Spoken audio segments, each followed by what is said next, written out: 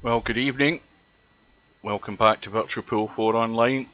We're back for, well, 2 matches tonight on the schedule in the World Series of 9-ball, or the World Series of Pool 9-ball tournament. We've got a second round match and a third round match tonight. The first one up is going to be in about 4 minutes' time, and it's between Hazad,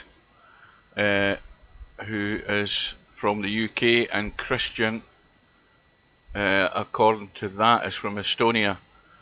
So they're going to go head to head, race to 18, and then that is followed at 20:30 British summer time, so in 90 minutes time from round about now, we'll have a third round match which could be quite interesting, and that's between, in fact, let's have a look just to remind myself.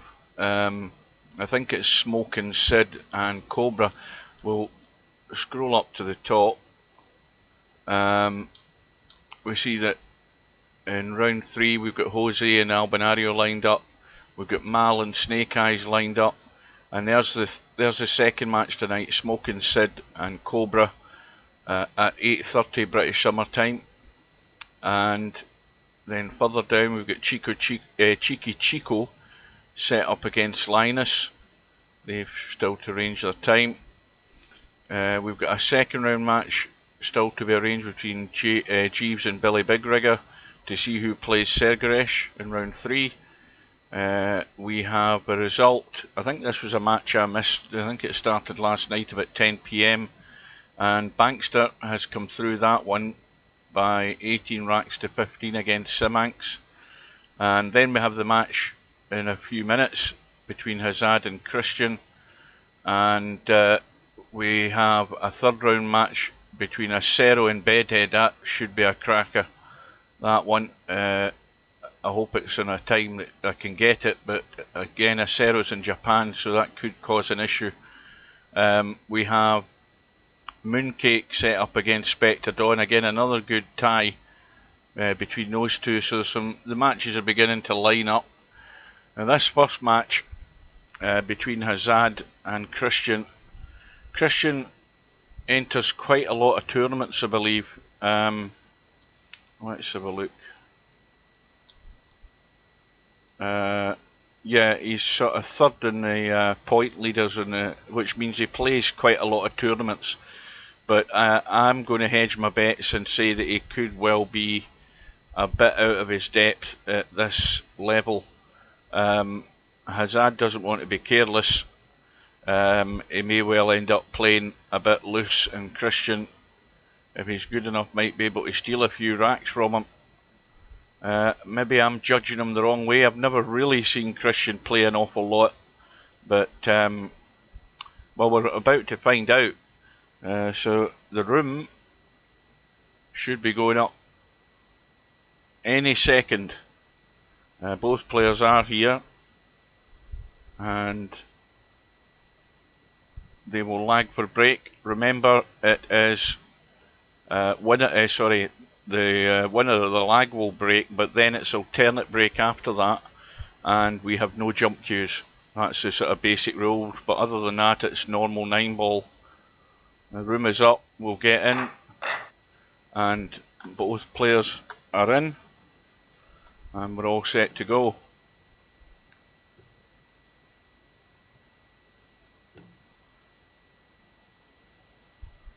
Well, I don't know who that was that lagged there, but that's an awful lag. Just got to the middle pocket, and it was Kristjan.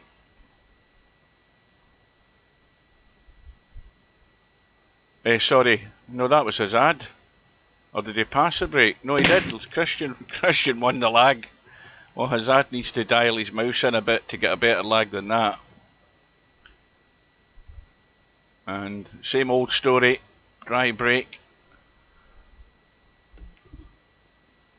And Hazad started with a duff shot straight away. A duff lag, two duff shots, a duff lag and a duff attempt at the 1-ball. Somehow I think he's distracted. He's probably eating or something. I'm drinking tea, so I've got an excuse.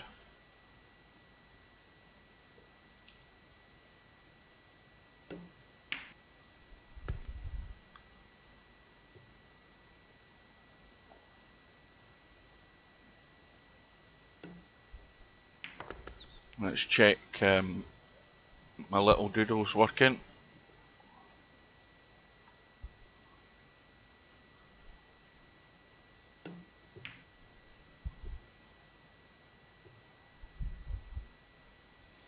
That seems to be working okay. So Hazad's now found himself hooked on the 4. So it's always the same with these longer races. This is where the weaker player is going to get found out, especially if he doesn't use the head. There's quite a big difference in the rating.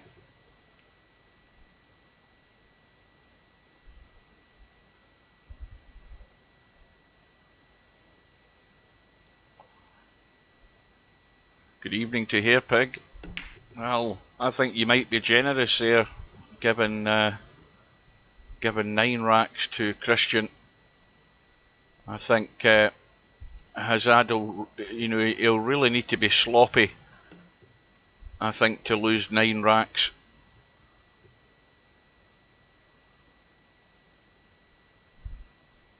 And he could be going for 3 fouls here straight away.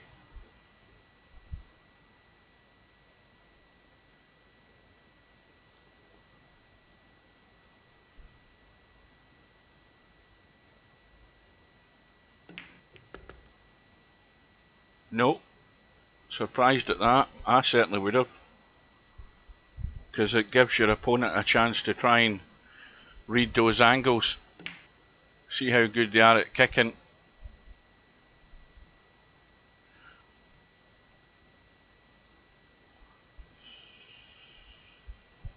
Well, I'm going to stick my neck out and say that there's going to be a gulf in the quality between this match and the match that's going to follow later on, I would think.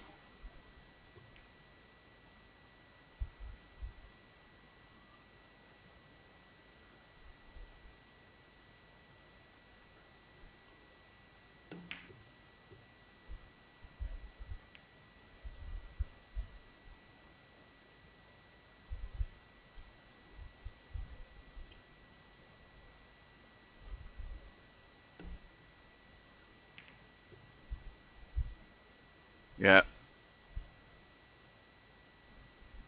Got to get the safeties worked out better than that, I'm afraid.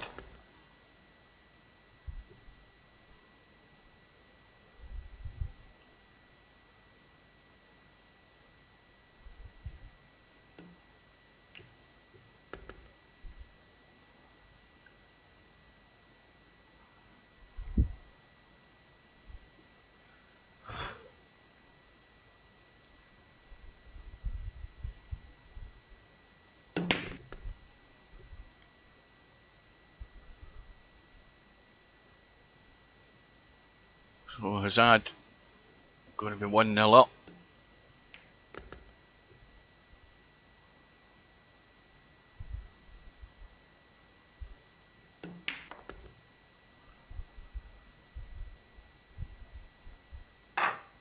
The one thing that becomes all too evident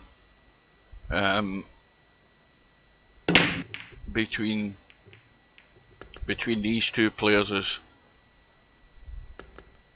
is basic knowledge on how you're going to move that cue ball, and that should be more than evident.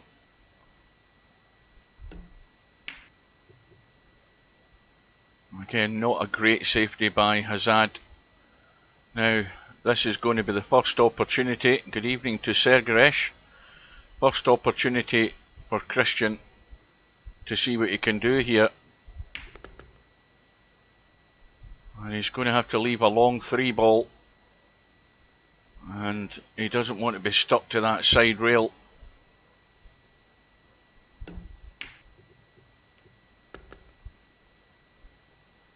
Now, he's got enough angle, I think. Yeah. That's always a struggle with the lower rated players, has been able to string balls together. It's the fundamental, I'll say that again, the fundamental basics that you have to learn to do is just keep saying the same thing. Think about what you're doing with that cue ball.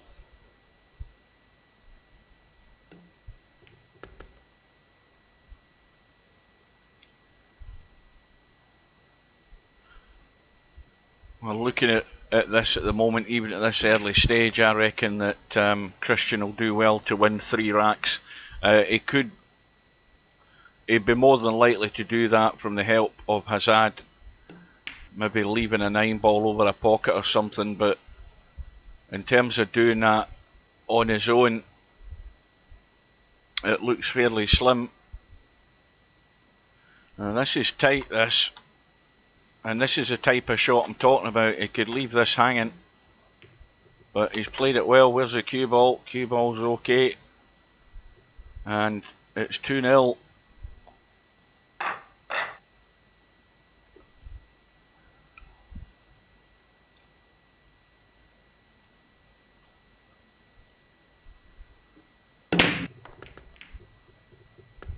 Couple of balls,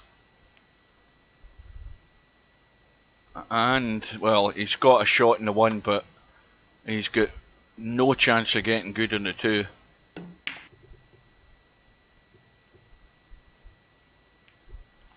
But he's got the second prize here. That little cannon onto the 2 ball from the 1 has got Kristjan in trouble. Not a difficult kick though, but he not only has to kick it, he just needs to get lucky again. Needs all the help he can get.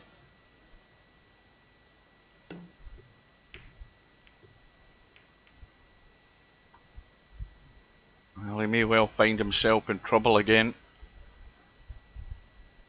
Well, he should do if Kristjan plays this shot right. He's looking to he needs to get this thin enough.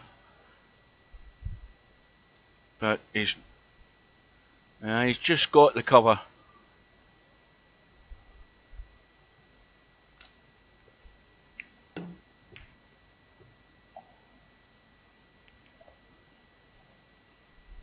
Of course, now there's the additional problem of where the 3 ball is sitting. 3 ball, well, you'd need to get very good on it to be able to take that into the middle. Let's have a look and see. Well, it does pass the 9 ball into the corner. There is enough room, so it doesn't need to be moved.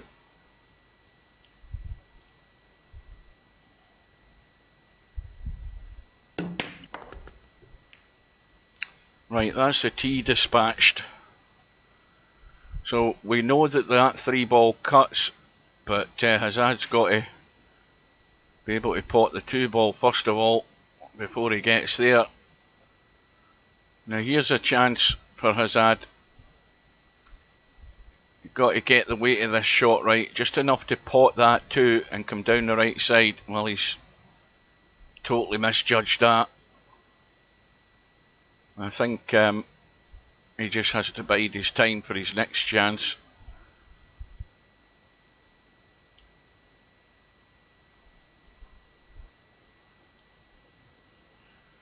Well, this cue ball could end up over by the 8 ball. He's played it softer, but he does have a cut. While you're playing the cut shot, you've got to watch the cannon onto that 9. Now he's missed a 9. I thought that was going to go. Another testy cut.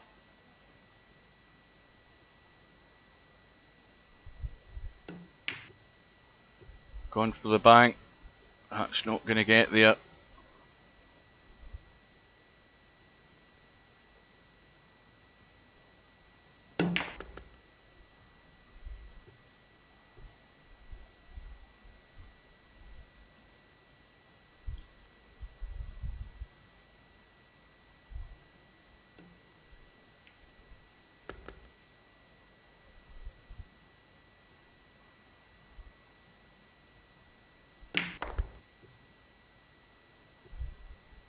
Well, Kristjan has to dig in. and he has to get wise.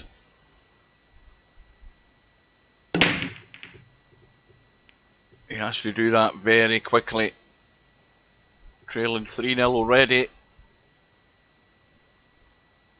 Got to be able to string a few balls together to give himself a chance.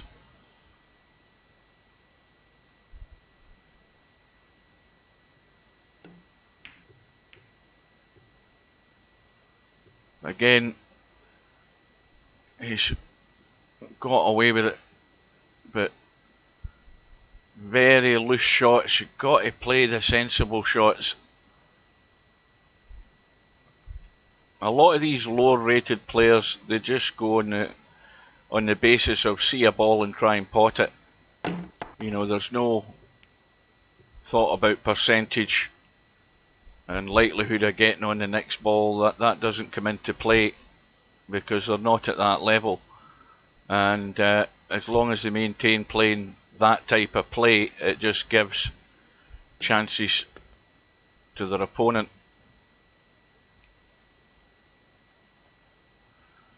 And even there, he should have been right out into the table to get onto that 2 ball. Loads of room to get on the 2. And his chance comes and goes so quickly. Now, the 3 ball, it goes into the middle obviously, but it does go past the 7. Or into that corner. So a reminder, if there's any other latecomers, we've got this second round match acting as a warm-up match, which is a round 2 match, and then we have the second match of the night between Smoking Sid and Cobra, which is a round 3 match, and that's going to start in an hour and a quarter's time at 8:30 UK time. So we'll watch that one. Meanwhile, Hazad has a little thin clip.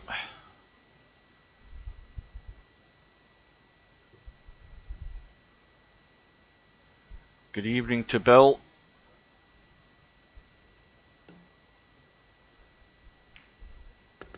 Or good afternoon. So he needs to be careful with that middle pocket there. This angle, the cue ball's going close to the middle pocket just in the run through.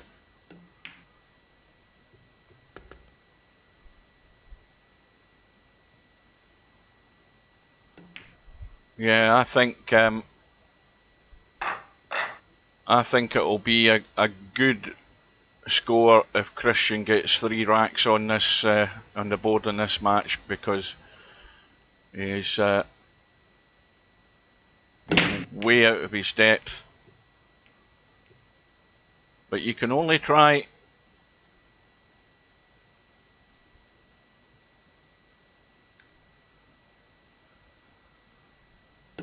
Try break again. Hazad goes for the bank. Gets away with it. Now every ball is on. 4 ball passes A into the corner. Meanwhile, Kristjan trying to find a line to hit this 1 ball, but the line isn't there on the left rail, because the 5 ball is probably in the way. I know he's managed to get it, just a feather edge. That's a good hit and a good result. Didn't think the line was there, but there was just enough to catch the edge of it, and getting a little bit of the run in there, which you need all you can get.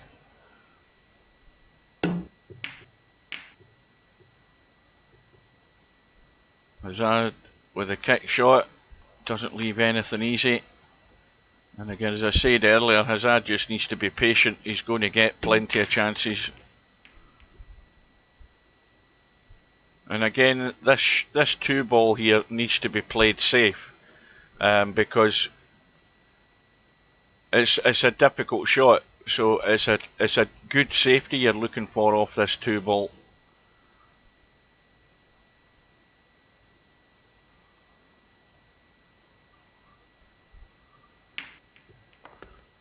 It's all out for the pot for Kristjan. Can he follow it up?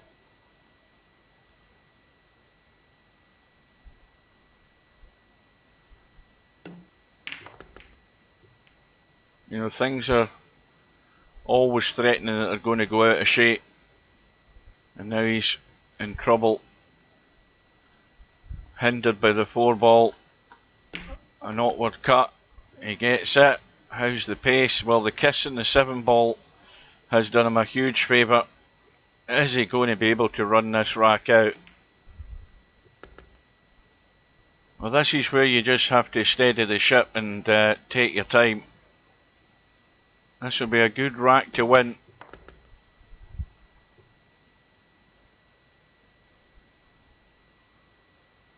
Nice and gentle, just to get up by that 8-ball. And this is going to be the tester, because the chances are he's going to leave this long.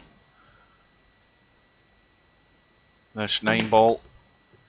He's letting the cue ball run for no particular reason, but he's got away with it. Well, this is a good run out for Kristjan. Oh dear. And that, I'm afraid, after all that hard work, that's a shame that that's ended up there. And that might be his best chance of the night to get a rack. But look at what Hazad's done.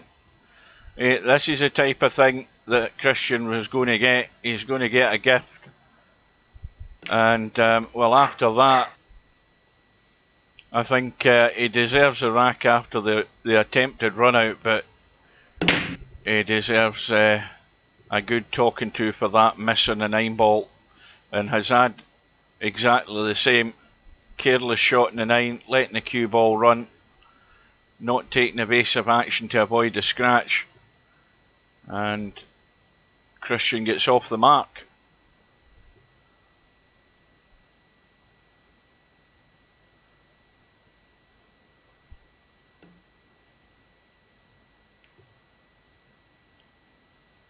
Well, you've got to get them further away from each other than that, Kristjan.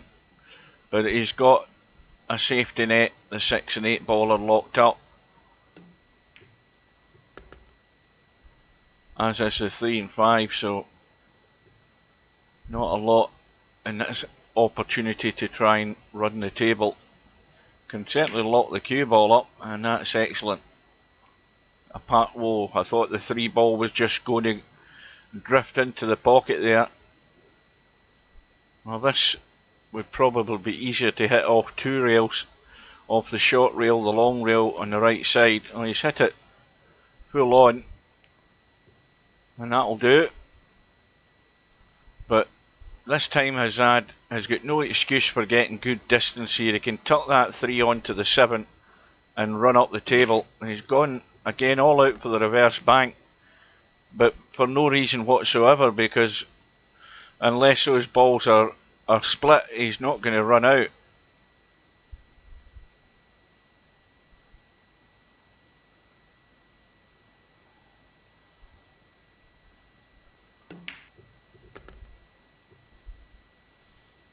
He needs to miss the 9. Well, he's not got the angle, so all he's going to be able to do is play a safe off this 6-ball, unless he wants to try and leave a bank. But he's going to have to go up and down the table though. Yeah, he's trying to. I think the cue ball was heading towards him, but that was a big ask. Now Kristjan could tuck this cue ball in behind the 6 and 8 here off this shot if he was brave enough. The angle's there to do it, but he's more content with having a smack.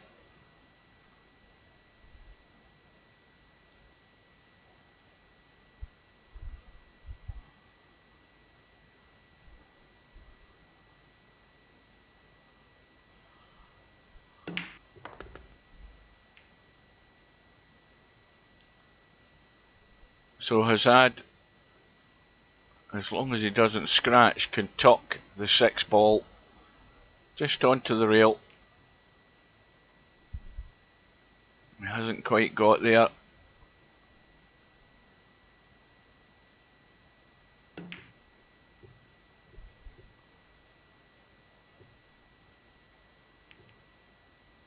Oh, Hazad now, I think. I would say all out for the bank. Unless he wants the thin cut. Looks like the thin cut.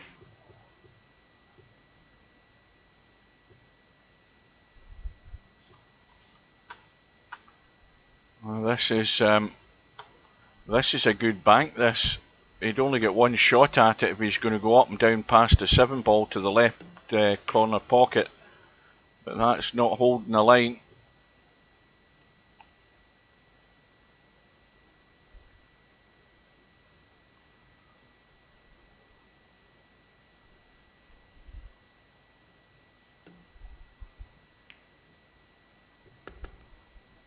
And that's the wrong side of the 7 ball.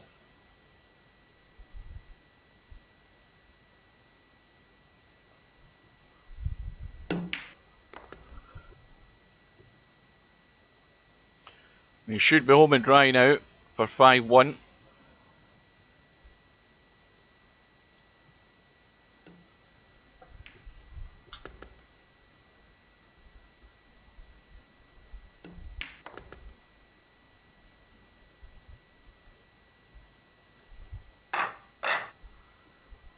So far, it's going as I thought it would be. The chances that Kristjan gets are generally going to end up being the mistakes that Hazad is going to make at the business end of the rack, where there's only 1 or 2 balls left. That's Kristjan's best chance of pinching a rack. Good evening to Cobra. Welcome to anybody else that's joined us.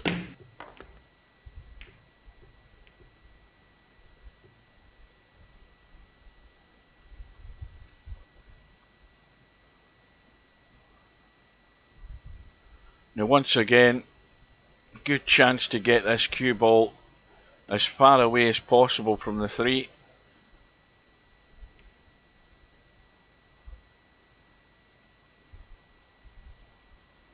And this is where you need a feather edge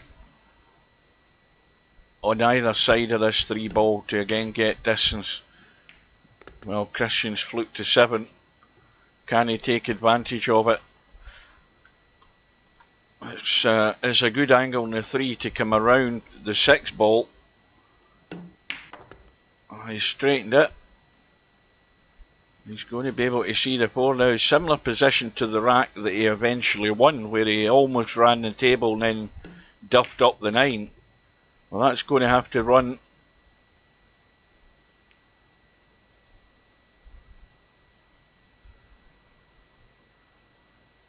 Another difficult 5 ball.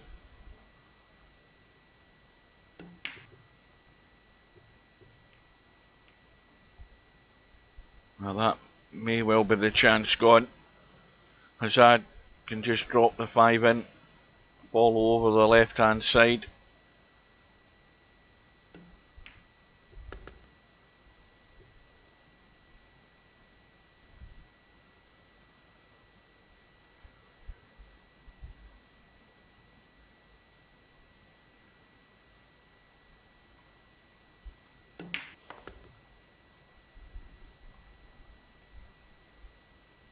Well, just run the 8 ball in, run up and down the middle of the table for a cut in the 9.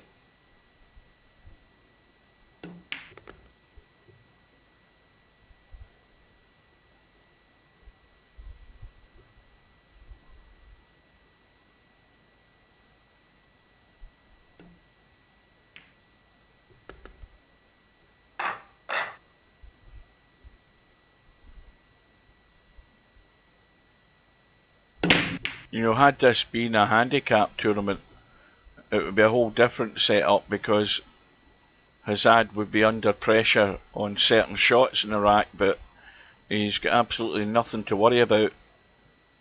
If it was Moneyball handicapping, it would be far more of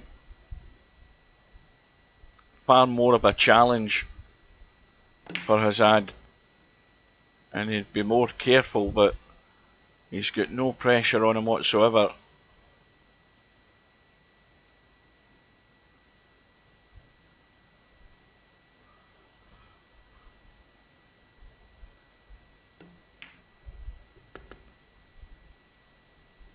Well, the problem ball, or the problem shot, is going to be from that 6 ball up for the 7.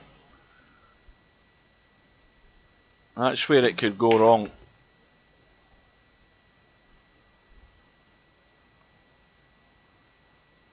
Well, he would have probably much preferred a better angle on this 6 ball. This is about judging the pace. And that will do it. That will do very nicely indeed.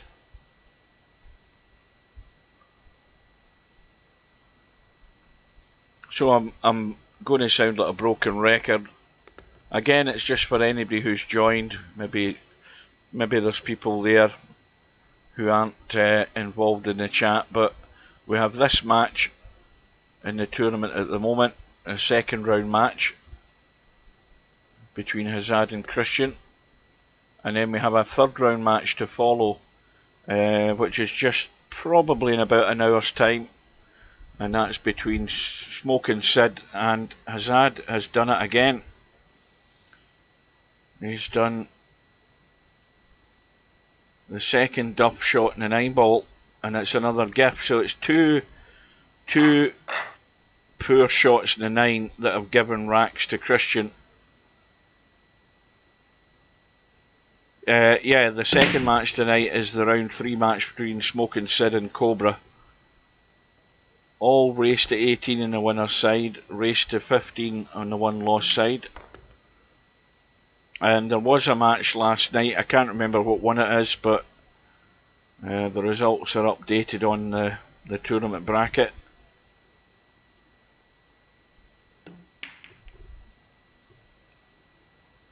Well, Kristjan may end up getting more than the 3 racks that I thought he'd get, especially if Hazad keeps being careless.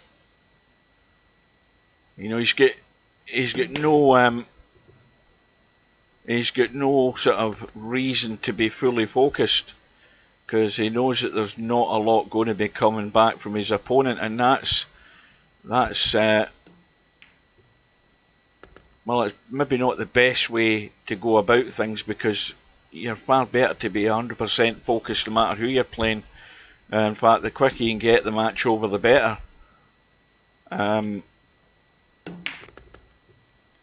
But slackness, sloppiness and loose shots can become a habit, and you don't want to develop that early on in the tournament.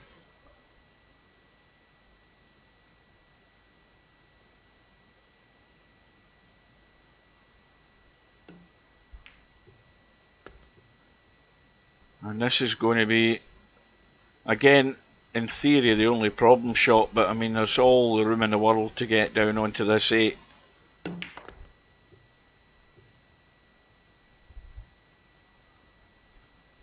You just roll in the 9 up the table, and the lead will be 7 racks to 2.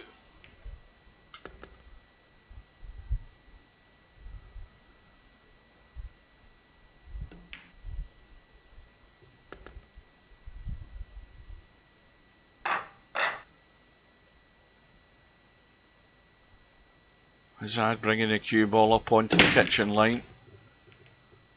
Ball goes into the corner, but the cue ball running loose. We've seen that last night as well on a couple of occasions. The cue ball's not under control on the break, and again, it's a thing you need to work on. You have to work on that cue ball so that you've got a general idea where it's going. And unless the ball gets kicked into a pocket, you shouldn't be scratching in the break.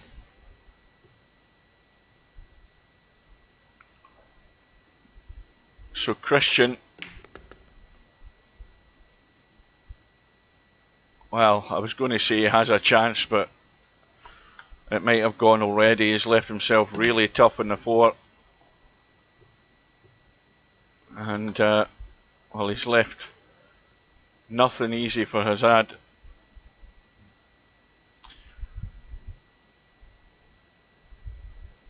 This looks a good line to bank up and down the table.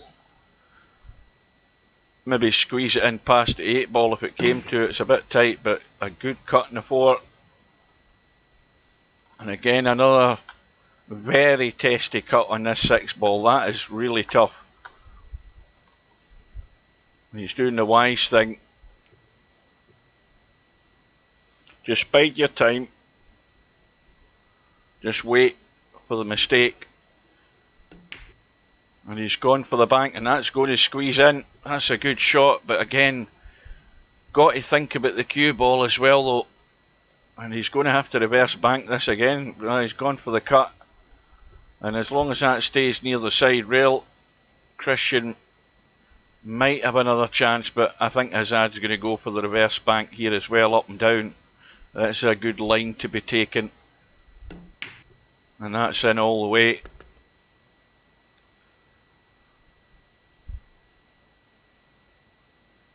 Let's have a quick look at the bracket while Hazad's messing about here, just to see. Well, Bankster is going to be more than likely, I'm not jumping the gun here, but more than likely is it's going to be Hazad against Bankster, and that's going to be a tougher proposition. Bankster's a far more capable player than Kristjan, because Bankster uses the head quite a bit. Having watched him in Friday Night 9 ball, I mean, he gets a handicap most of the time. I think that was a 9 ball in the break, by the way, there. But I think that'll be a tougher proposition for Hazad, should he win the match. Yeah, the score's now 8 racks to 3, so it's a comfortable lead. Oh no, wait a minute. That must have been Kristjan that got it then. What the hell happened there? I heard the ball going in. He's ended up with 3 racks. Or was it 7-3? I can't remember. Anyway.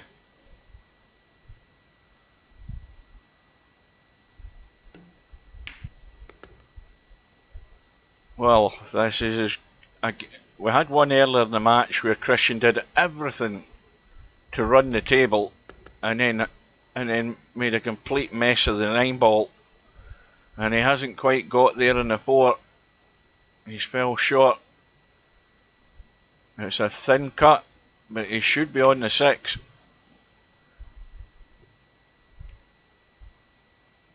Well, at least he's left Hazad work to do here. I mean, that if you go to pot the 4 to the jaw, then you've got to knock the 6 in.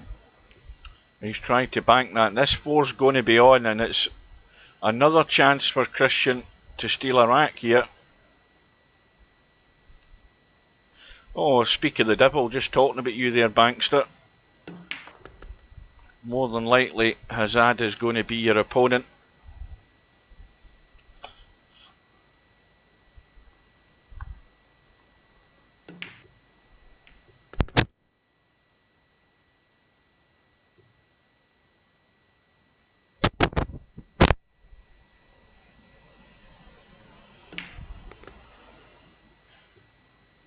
You see, all these type of shots, you've got to have your mind in the game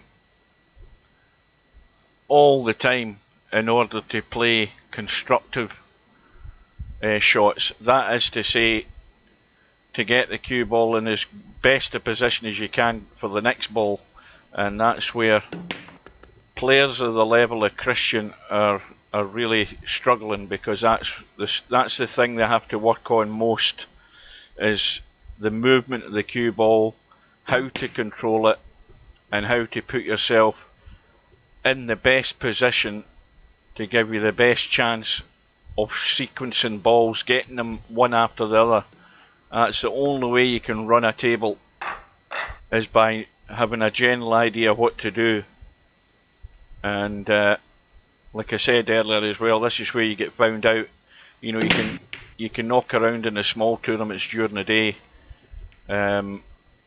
because the level of player that you're generally playing during the day in those tournaments is the same players you're playing all the time in those tournaments, because there's not a lot of people playing them, and so in that respect you're staying at the same level, because you're not having to, you're not under pressure to try and learn a bit more about what you're doing. You're playing players that are pretty similar level, so you're under no threat. And Kristjan's fluked to 9 but scratched the cue ball there. So that could be Kristjan's own downfall, the fact that he likes to play in the tournaments during the day, but he's not up against any great force in those tournaments.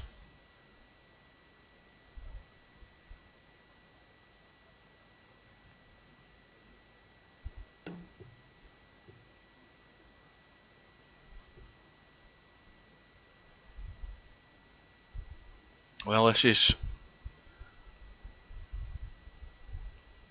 a bit of a challenge for Hazad if he wants to try and run this table, because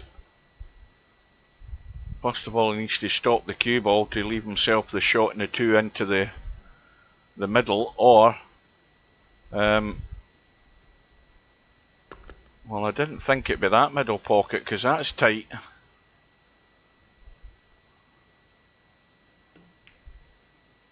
And it's gone in.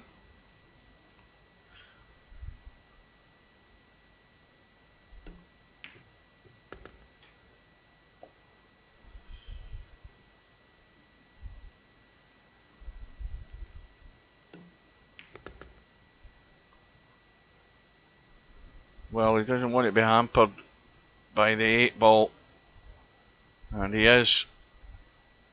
It just makes the degree of difficulty a bit more on the shot.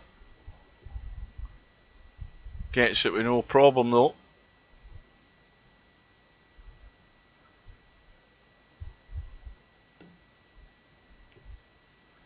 But Hazad's done it again. That's the 3rd time he's done that, and he's going to have to either wipe his glasses or put his contact lenses in, because he's worse than me at seeing the edge of a ball. From what I've seen tonight, he's done exactly the same shot twice in a 9 ball.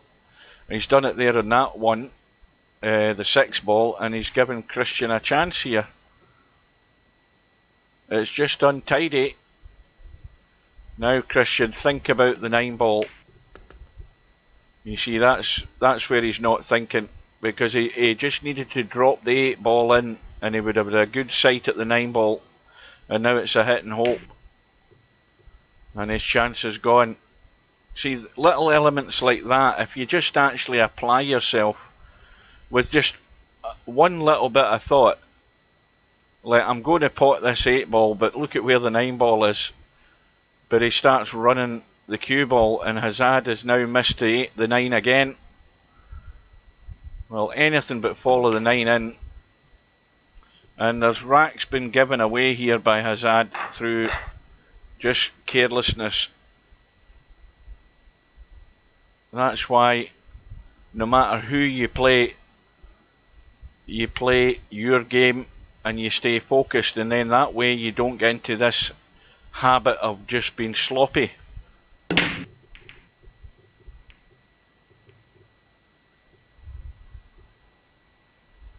So Kristjan trailing by 3, and if things start going wrong here, like the run of the ball for Hazad, he could find himself in a match before too soon. Strange things happen when you don't give it the full attention that you should be given, and that is just an awful push out by Kristjan, and we talked about that last night, because he's just leaving himself wide open to get in trouble. Got to be thinking on your toes with a push out. And now Hazad gets the reward. He's got ball in hand, every ball is on, and this would be a nice rack to make up the difference for the duff errors that he's made so far in running this table out here. Give him something to focus on.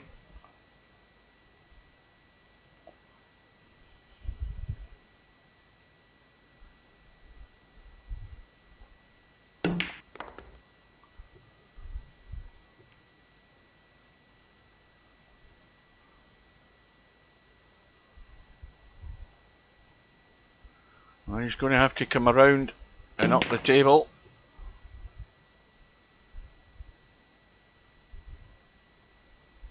Now this is the one that's going to be the test. Well, he's run into the 8. It's not done him much harm though. It's left a test 8 shot in the 5.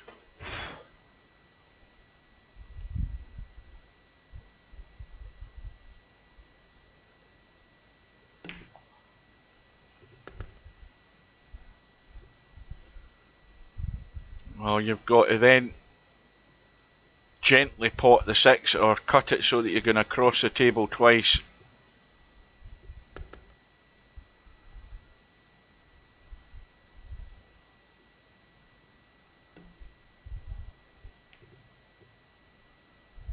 Well, Hazad didn't risk the cut because he left himself too high on the shot, and now Kristjan, well, is he going to have a go at the cut?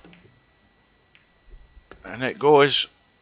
Now look at where the 9 ball is, Kristjan. All you need to do is not scratch in the left middle pocket and you've got a shot. And that will do. And all of a sudden, Hazad finds himself with just a 2-rack lead.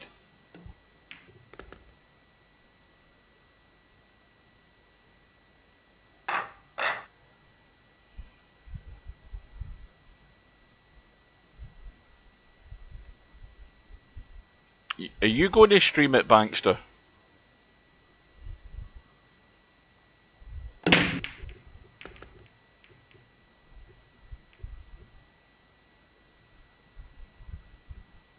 Or are you talking about me streaming it?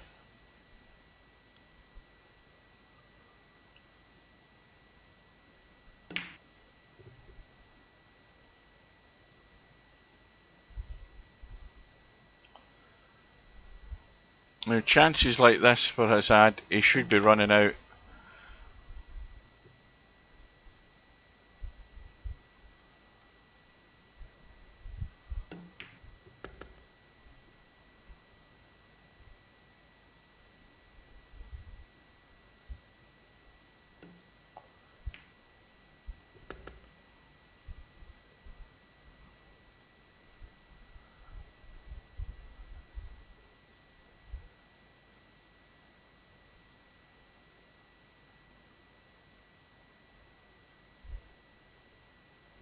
Well, he can stun this 5 ball in. He's got enough angle just to stun it in and run behind the 9 for the 6 into the right middle.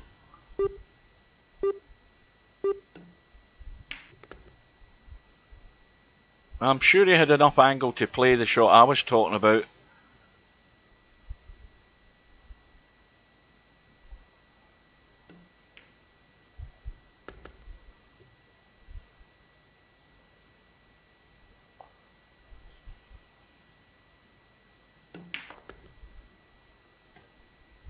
Well, this is the one that can always go wrong.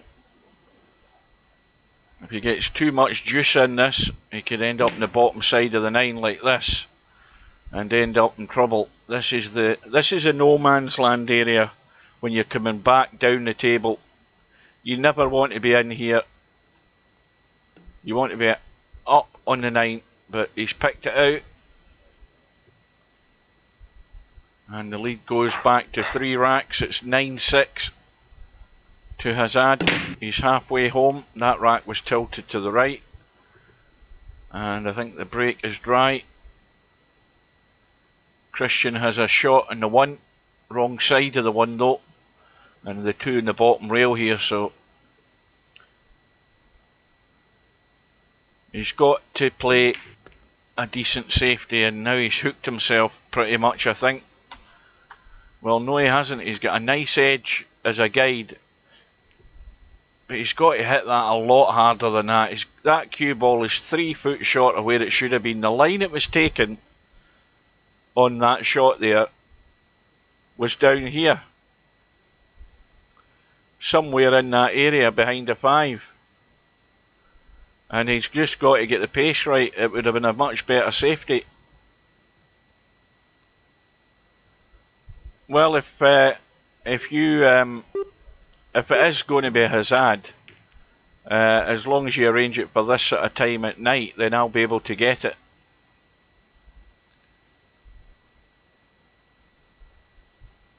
Or if you make it on a Tuesday or a Tuesday night or a Wednesday night, that'd be fine as well, because I'm off.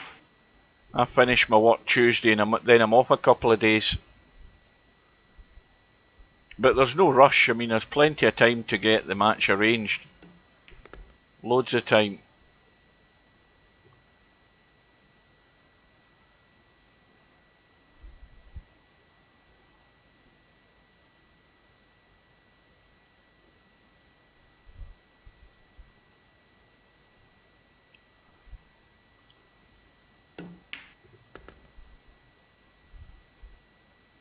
Again, it is very tough, but an easy safety shot to play. Yeah, he just overhit it a bit, but at least he's got distance and he's left nothing easy. Of course, Kristjan going all out. It's again, see a ball, try and pot it. That is the way that he plays.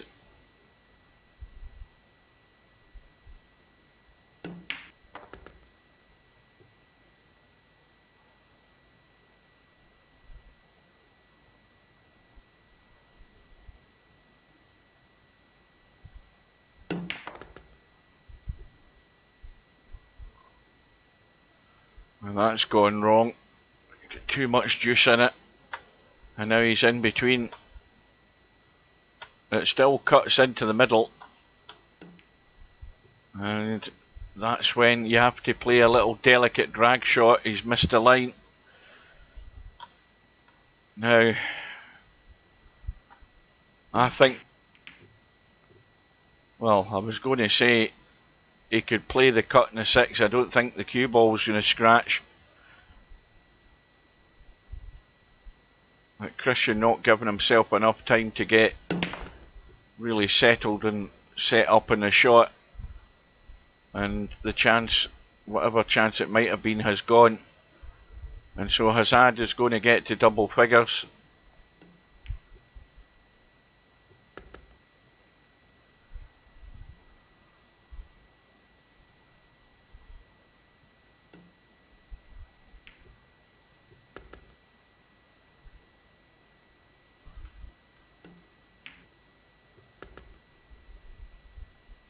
So 10 racks to 6. The lead now goes back up to 4, having been brought down to 2.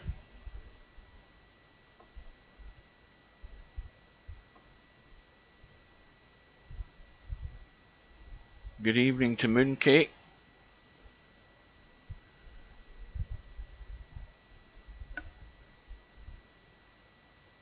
And Hazad might be taking a bathroom break.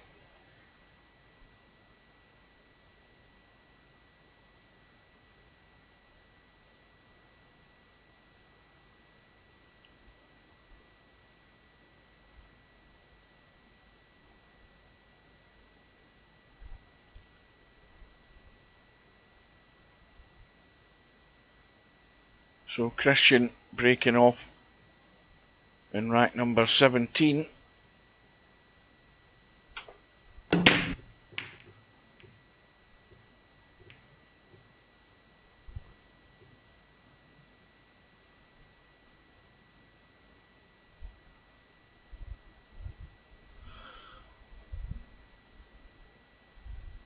Now again, if Hazad is going to try and run this one, he's got the problem with the 3 ball. But again, you don't need to worry about the fact the 3 ball stuck there. It's been able to play just a fairly decent safety shot. He's looking to come down here and try and get the 3-9 combo. He's given himself a chance.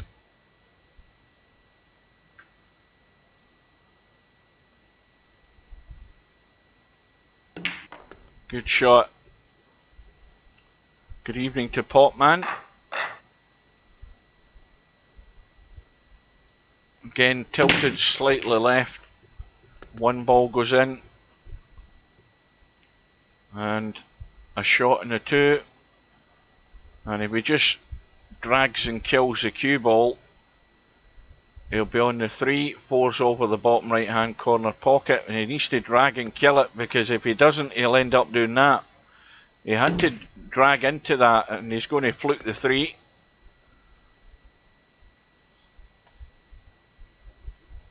Across the table twice maybe for the 5. Nope, just trying to drop the 4 in.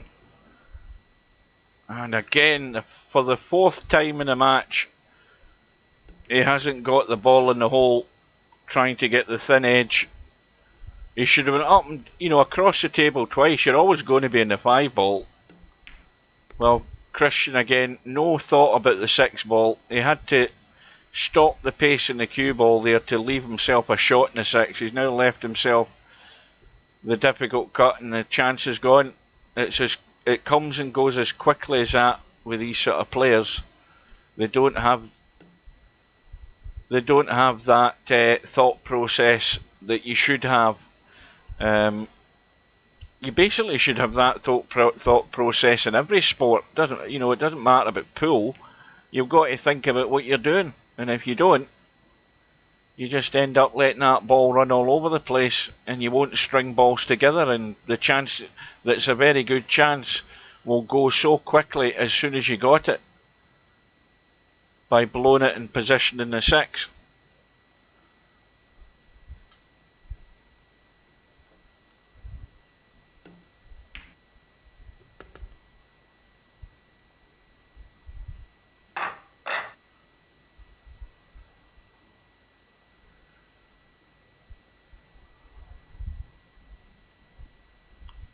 So the lead is now doubled again. It's gone to 12-6 for Hazad. And there's been maybe 3 racks that Kristjan, had he just thought about what he was doing, may well have won them. But they've all gone to the opposition.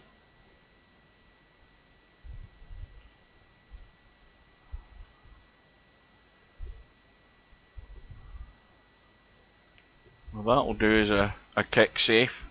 Now Hazad goes thin off the left side of the 1. He can get big distance. This time he's found the edge, but no luck with the knuckle in the pocket there. But he had the right idea.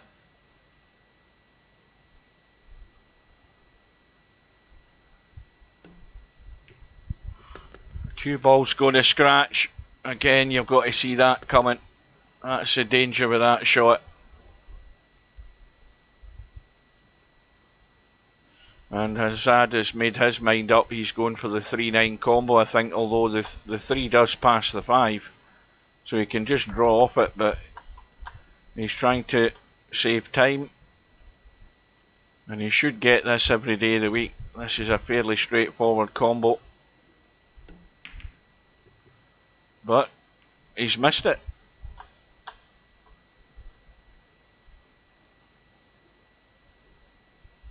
And this is an awkward shot. And that's just going to... Is it going over the legs? No.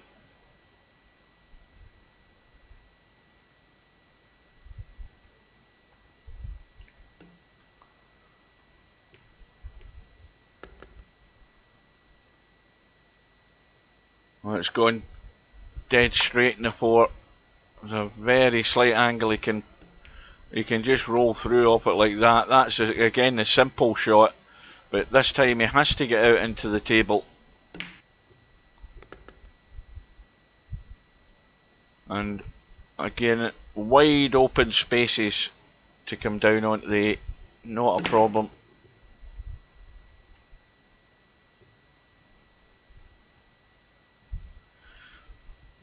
Well, this shot, he can go in behind the 9 or check it back into the table. It's always good to have a shot where you've got a choice of shots, you know, rather than just a one.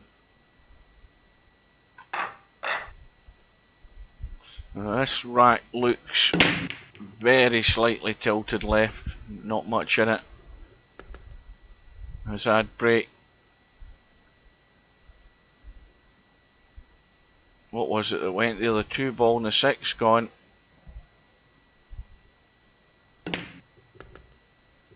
Well, he went for the bank or the billiard, but he's got one of them. 1 ball, I think, is still on. Yep.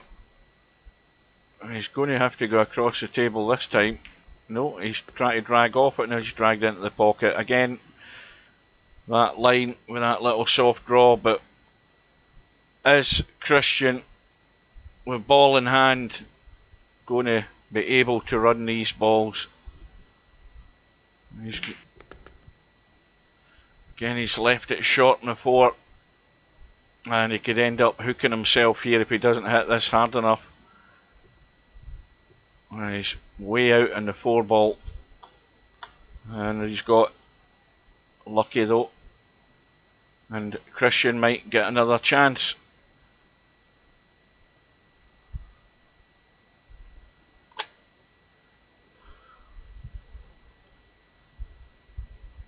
But it shows you how generous Hazad has been in this match, that Kristjan's got 6 racks on the board and and has a chance to get another one. So this shot, he has to go up and down the table on the left hand side.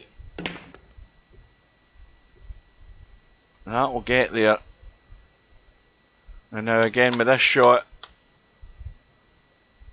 just got to come up the table and miss the 8.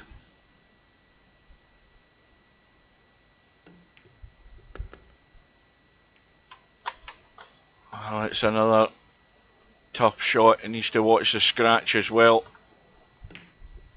He's overcut it. Is he going to get a 3rd chance here? There's still a possibility.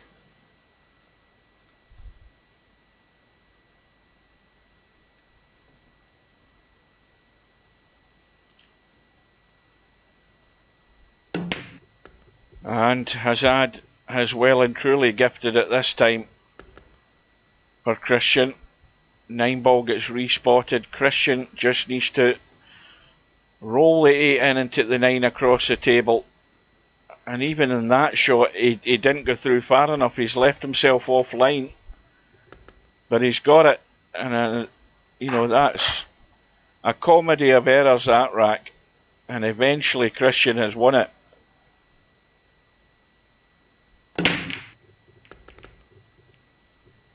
And on his break, he gets a couple of balls. He's a shot in the 1.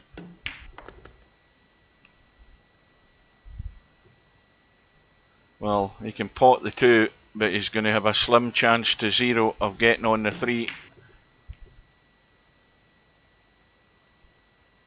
Well, he actually got to the 3. Would you believe it? He's missed the 2, and he's hooked Hazad.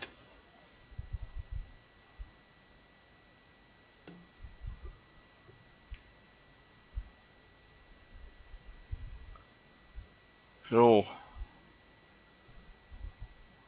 again, you've got ball in hand, Kristjan.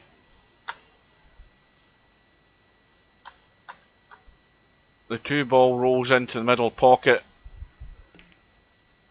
And he's trying to play the hook shot.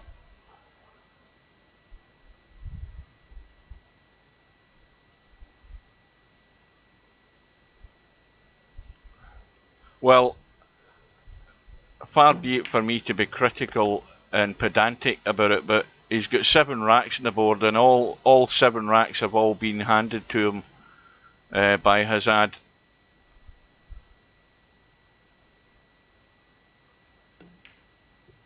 And even the rack that Kristjan threatened to run out, where he got to the 9 and made a hash of the 9 ball, Hazad then left the 9 ball hanging, and that was I think that was the rack that Kristjan got his first rack on the board, but every rack have all been from just careless mistakes from Hazad.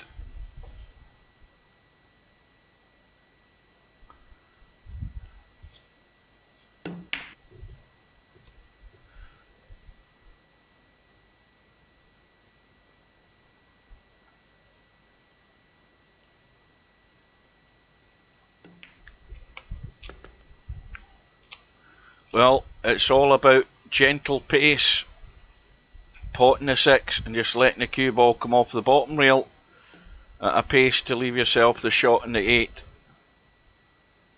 Now again, with this shot here, it's a nice little firm stunt onto the rail. Cue ball comes back up, and see again, he's not hit it.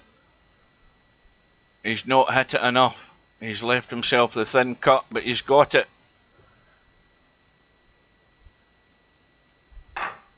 And he's back to within 5. Cue ball's going to scratch though here from Hazad. Well, things might start taking a funny turn here. It's a big ask here for Kristjan with ball in hand, but every ball is there.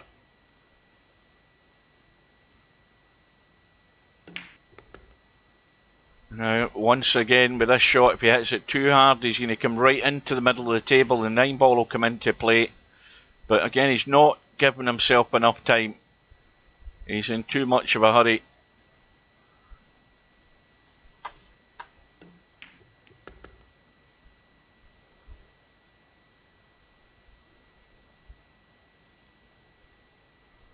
So, we are 27 minutes away from tonight's main event of the evening, if you want to call it that, between Smoking Sid and Cobra.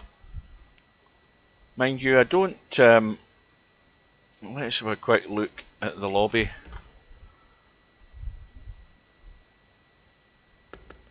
Let's have a quick look and see.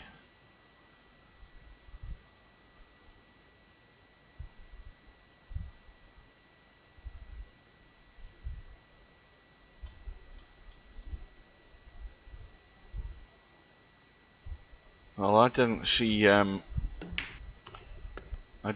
Smoking Sid's name there, so he's not online. Oh, there he is. There he is. He's in practicing.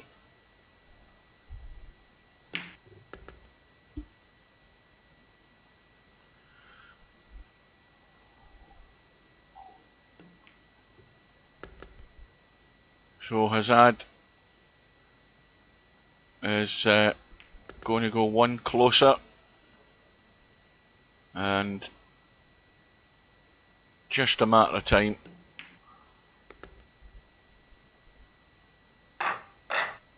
What should have been you?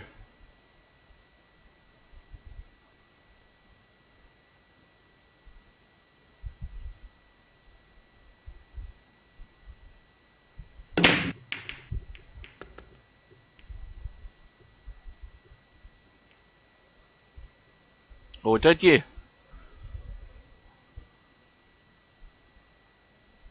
You're very generous. Not quite as generous as Hazad. So 14 racks to 8. Hazad's tried to... Well, he's done the right shot to try and stun the cue ball out, but the stun just sent that cue ball into the jaws, and they're always going to hang up. Kristjan can't get himself out into the table, and now he's just left a 3 over the middle. Again, just not a great deal of thought in what you're doing. You're always going to end up playing silly shots like that.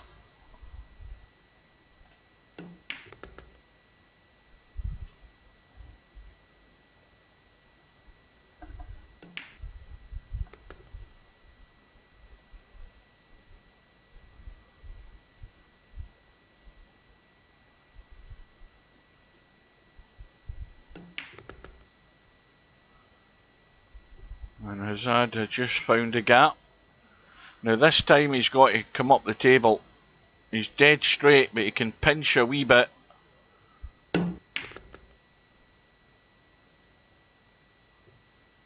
Well, he's made sure he's going to have a sight in the 7.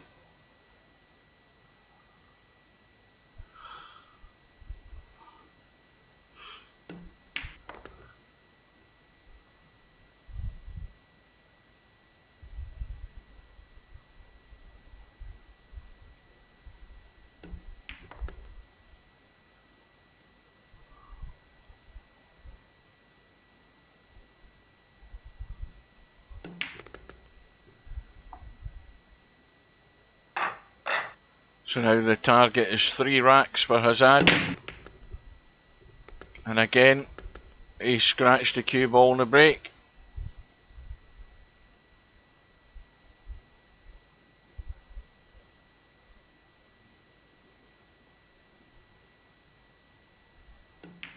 As well as another couple of balls in the break. The 5 and 6 have gone. Kristjan now with a great chance. Well, I suppose his target is to get to double figures. And this one, well, he could risk going near the 8 ball. He hasn't gone far enough. And now he's left it really difficult. If he'd got closer to the 8 ball, he would have at least had a better line to drop that 7 in. Now he needs to get lucky. And he hasn't really. It's given Hazad a good opportunity now just to come back up on the right hand side.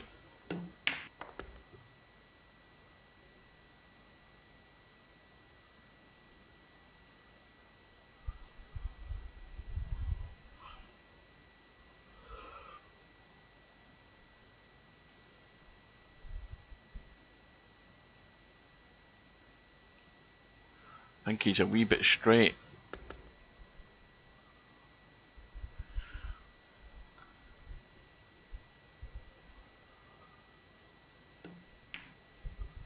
That's going to hang up, and it's another gift for Kristjan. One of many. Well, he might get to double figures yet. The gap is back to 6.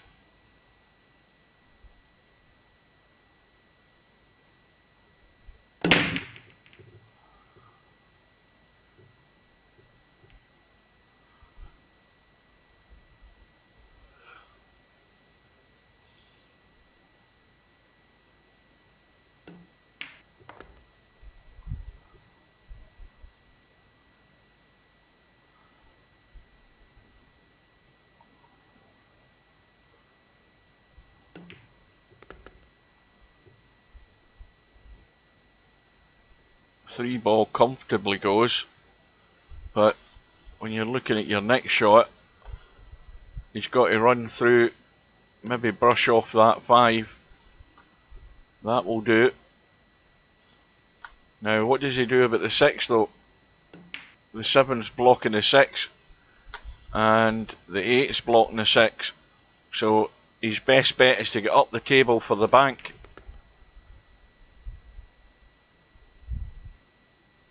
Well, the reverse bank, it will have to be. He'll give himself a good chance if he hits this with a decent pace, but he hasn't found a line and he hasn't left anything for Kristjan.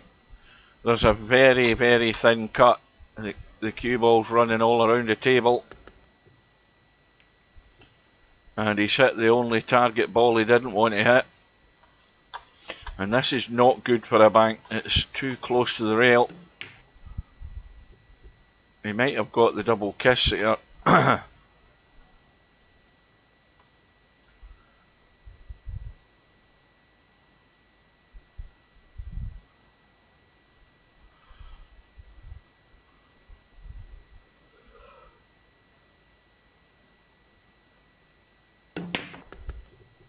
Oh dear. Well, Hazad has stunned it into the corner there. It's caught the knuckles, and now he's got a thin one in the 8 ball.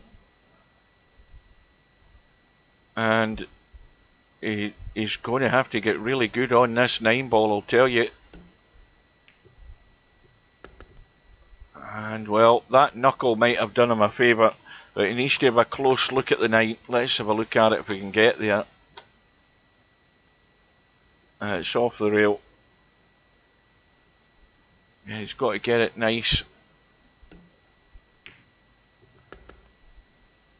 So eventually Hazad adds to his tally. He's only 2 away. And we are, what, about 17 minutes away from the next match.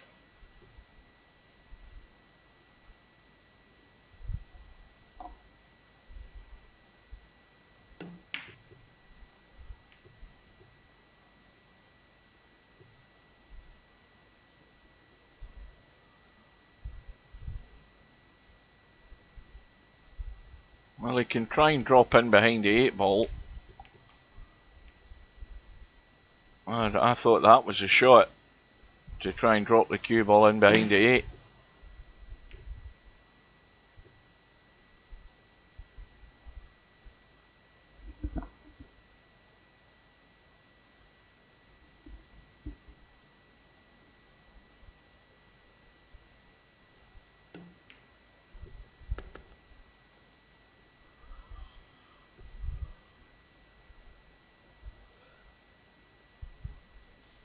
Well, it's a good table to run out.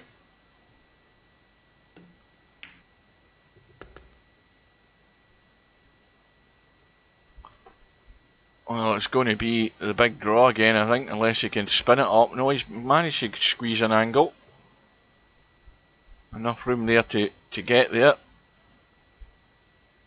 So, the one that's going to be the issue is how good he gets in the 6 ball.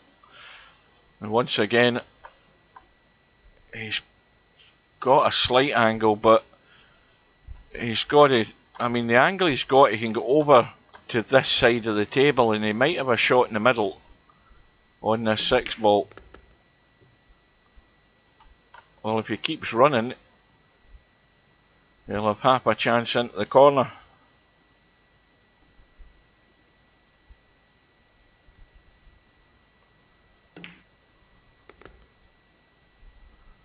So look at where the 9 ball is. Hazad finished in the low side of the 9 in one of the earlier racks. He actually managed to cut the 9 in eventually, but again, this is the one that potentially could go wrong. So the target's getting somewhere over by the middle. He's coming up far enough, and that's perfect. Found the pace very nicely. But he's battering that in and letting the cue ball run, and that's what you don't do, because you end up looking an umpty when that scratches the middle pocket. But he's on the hill, and he's 1 away from a match with Bankster in round number 3. Leads by 17 racks to 9.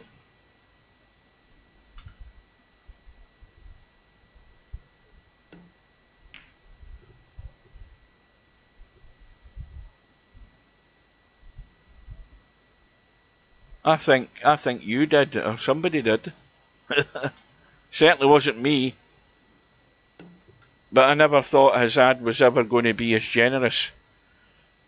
I certainly wouldn't have been.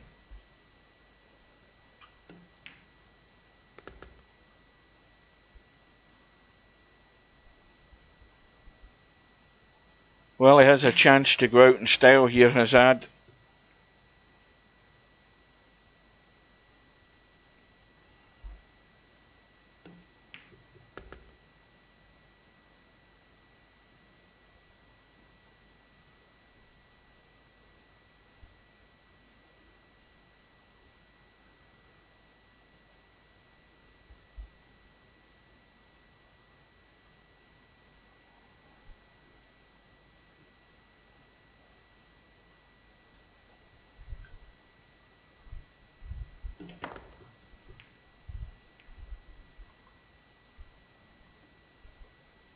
Well, he's still on it.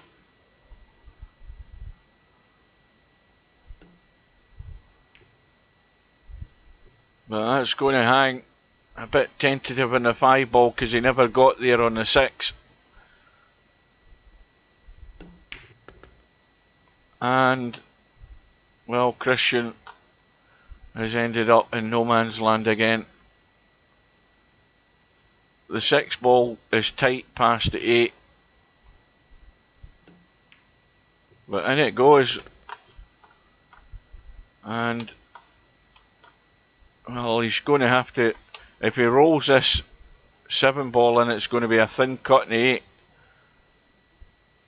But he can get to double figures. Well, that ain't going to happen now by the look of it. Or is it? He's still got a chance. Hazad is hooked. Pretty much. I think there's maybe a sliver of an edge of this 7 ball showing. And he's trying to jump. Oh, what a shot. Well, there's the first successful jump we've seen. No jump cues, but a good jump with the playing cue. And it may well have given him the match. It needs to keep going. And he's fallen short.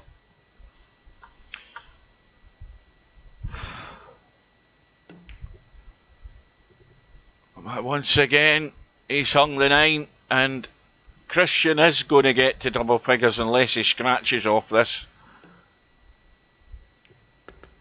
It's now 17 racks to 10, and here Pig's prediction has gone down the pan.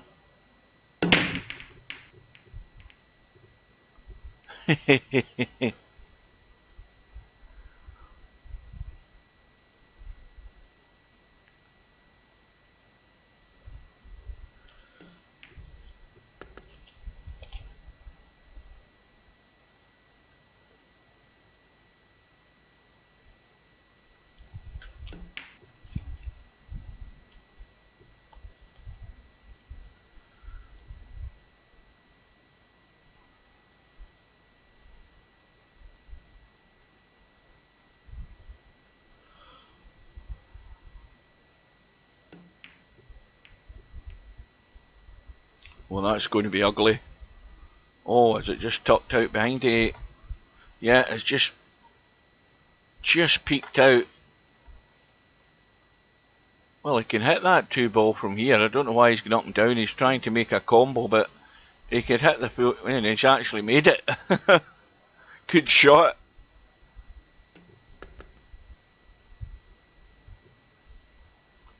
Well, he's got to let the cue ball run a lot more than that to get to the 4.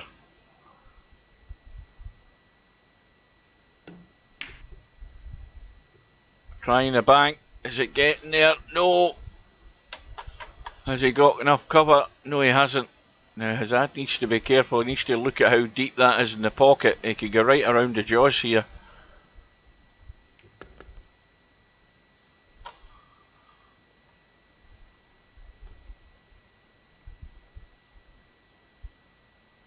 Well, I don't think I've seen Smoking Sid play. I don't know what... I mean, I don't think he plays an awful lot, or gets enough time to play an awful lot of VP4, but I've noticed... I don't think I've... Maybe I have seen him at some point, but I can't remember. But we'll soon see if he's going to give Cobra a match. And again, Hazad drawn back off the 6 to get onto the 7. And he's left the 6 hanging, and Kristjan, well, all you need to do is come down the middle of the table. Ah, dear. Well, why did he have to try so hard? Was he going to get the second prize? No, he isn't this time, but he's dead straight. Hazad got to just pinch it in. And he should be home and dry now.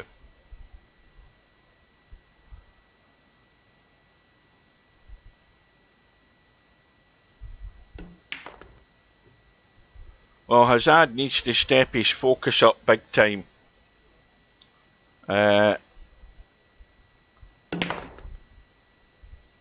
now that he's going to be playing Bankster. So Hazad, well, I was going to say comfortably, but with the amount of mistakes that were made in the match, I don't think that's really the adjective to use, but he's won anyway, and he's won by 18 racks to 10.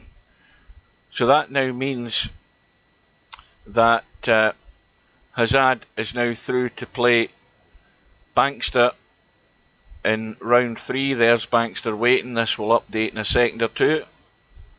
And, well, Bankster should be giving him a bit more stronger opposition than what he's played tonight. He'll certainly have to be a lot more focused on the job in hand. So we have got a few good matches lined up in round 3. Acero and Bedhead. We've got Mooncake and Spectre Dawn in the bottom half of the bracket. We've got Sergaresh still waiting his opponent. That's either going to be Jeeves or Billy Big Rigger. They've still to arrange their match. We've got Linus against Cheeky Chico. And we've got the match that is going to start in about 6 minutes' time between Cobra and Smoking Sid. And above that, we have another potentially good match between Mal and Snake Eyes. Snake Eyes, of course, took care of Larry in their first match. And then at the top of the bracket, we have Jose against Albinario. And, well, Jose is going to struggle against Albi. Albi will be too good for him in the end. Jose will make just too many mistakes. But he's good enough to take a few racks off of Albi. So that's the winner's side. The one-loss side, not an awful lot happening there. It's the only main thing that happened was after Semi-Pro's defeat by Bedhead last night, he then went on and arranged his one-loss side match. Tommy Yu seemed desperate to play, and Semi-Pro took him out by 15 racks to 7. I think that is about it on the one-loss side. Well, we've got a tie between Squirter and Mr. Strokum. LS3 is lined up against Popman. Popman's going to have to be focused there. That's going to be a tough match on the one-loss side. We've got MC Clarkey through there. We've got, oh, in fact, there's Bill's result against Ice Age. I missed that one. And Bill comfortably through 15 racks to 5, I think that was. So that is about it on the bracket. And looking on the winner side, there's no other matches are arranged. Oh, there is. No, that's the one that we're going to watch. There's no other matches apart from the one that we're going to watch. So when you look at the dates, though, these guys have got until August the 9th to get that match played. So there's plenty of time. There's no rush to race through these matches. It gives you enough time to get a bit of practice in, so it does. Right. So we are 5 minutes away, and with that, I'm going to take a 2-minute break, and I will be back.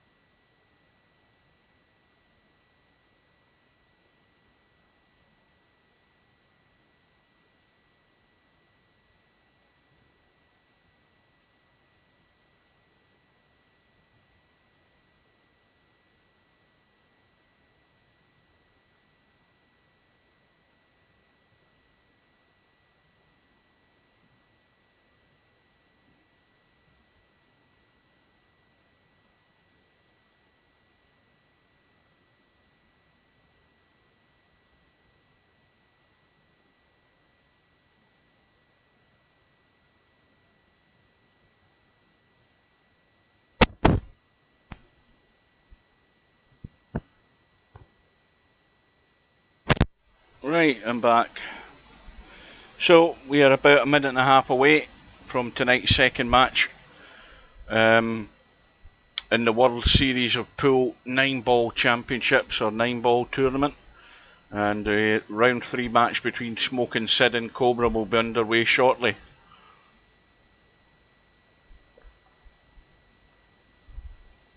And I'll have a quick drink. Well, I'm expecting a far higher standard in this match.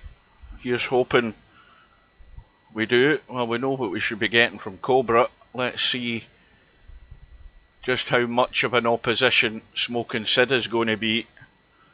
We'll take a couple of racks to get a look at him, and then we'll maybe be able to have a better judgment of his capabilities and how much trouble he potentially could give to Cobra.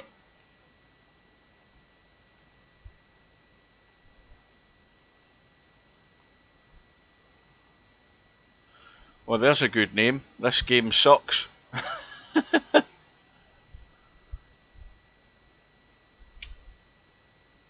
wonder if that's Steve in a disguise.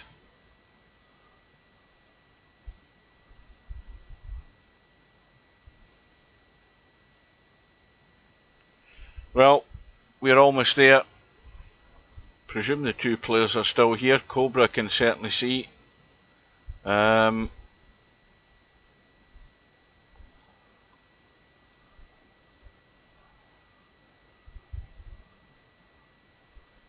can't see Smoking Sid. Oh, there he is. He's in away mode. Right, we'll get in the room. We'll get set up. We're all ready and good to go. Lag for break. Alternate breaks. Now you see there's one of those dead breaks from the side rail. That's what I've been talking about, where the balls, you know, most of the cluster stays pretty much where it is. And that was Cobra trying that break from closer to the side rail. He might give up on that idea after that one.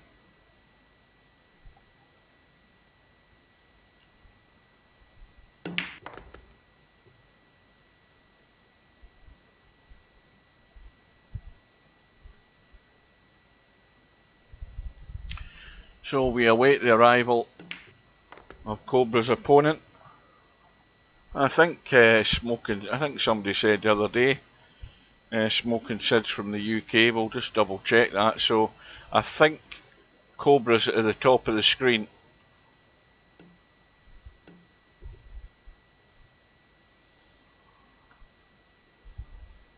And the one at the bottom of the screen certainly won it. And it's Smoking Sid, so he will break. And he is from the UK, so an old UK battle.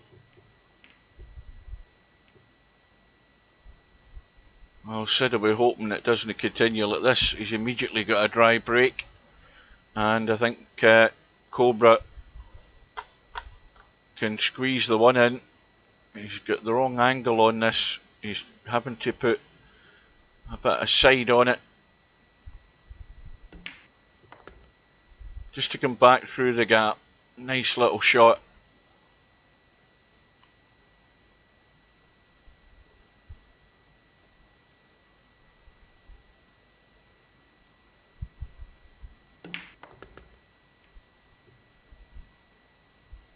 Four ball passes at 8 down the rail. So the awkward ball is the 5. It's the only stumbling block there can possibly be here. And the chances are he might leave himself a testy cut on this 5 ball.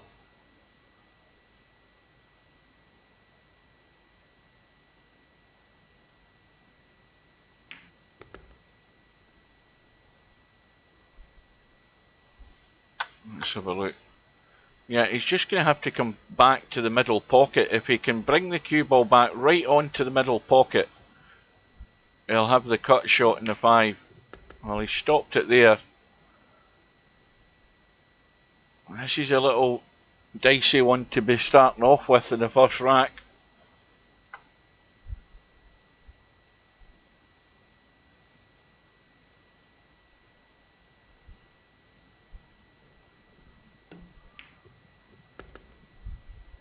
Well, looking at Smoking Sid's rating, he's got a fair rating to suggest that he could certainly run a rack or two given a chance. But from Smoking Sid's dry break, the inevitable is going to happen. Cobra is going to run out straight away.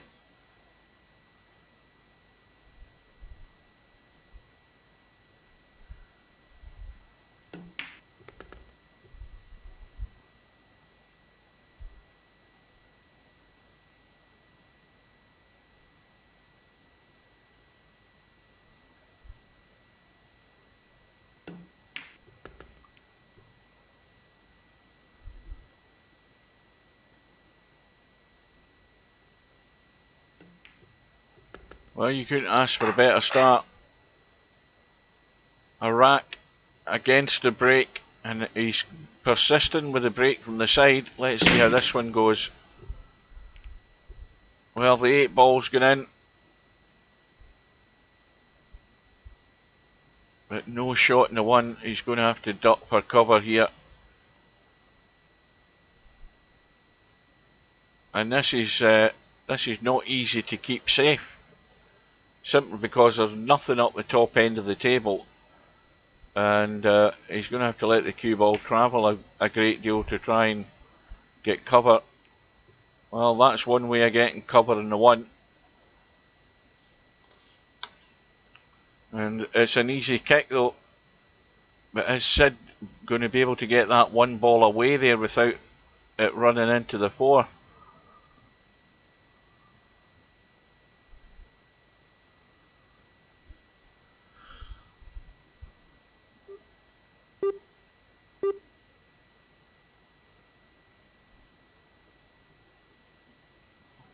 What's happened to Sid? Is he fallen asleep already?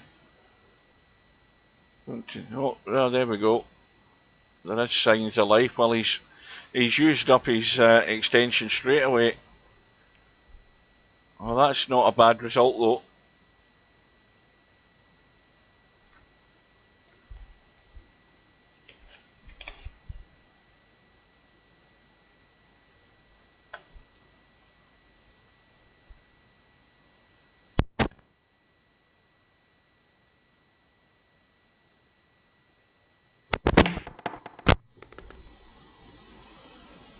And now we're going to get that chance to see what Smoking Sid can do. Cobra attempted the jump shot. Sid with ball in hand. And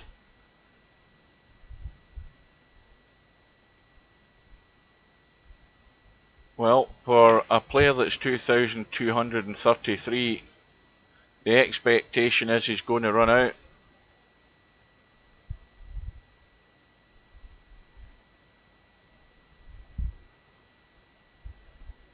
Good evening to Semi-Pro. Yeah, you're going to have to up your game, Hazad. You gave 10 racks away.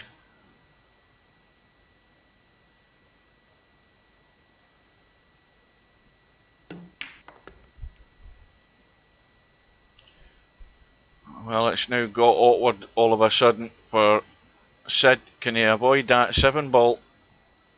Got to try and get the cue ball around for the 5. He might have to drag into this 4 ball. He's taking it in the opposite corner. Well, in the end, I don't know what the hell he tried there, but that's an absolute disaster of a safety shot. And, well, I was expecting him to run out, and he found a way to get himself in trouble. He may well should have gone for the cut into this left corner and took his chance, but lo and behold, Cobra's missed the pot in the 4.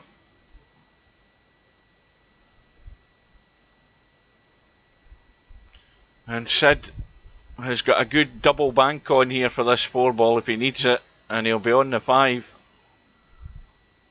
Got to get this in every day of the week, this shot. If you don't get it first time, you'll get it back across the table. If you hit it at the right pace, if you completely slam it, you don't give it a chance, but he's got it flush. And, well, I'm like Potman, Semi, I'm knackered.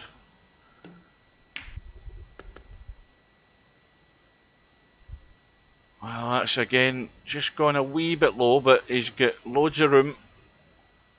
And he should be home and dry this time, as long as he misses a 9 ball.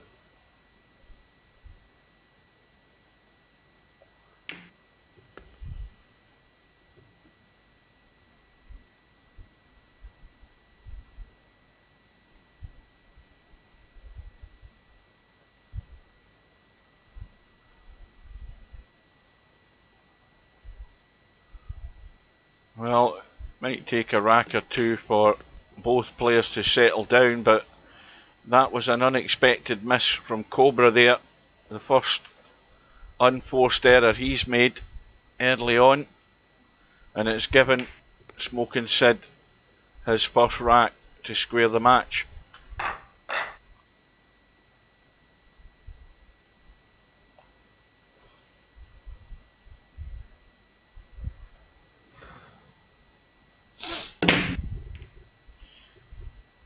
Again, that was another one of those dud racks, or slug racks, or slug breaks as the Americans call them.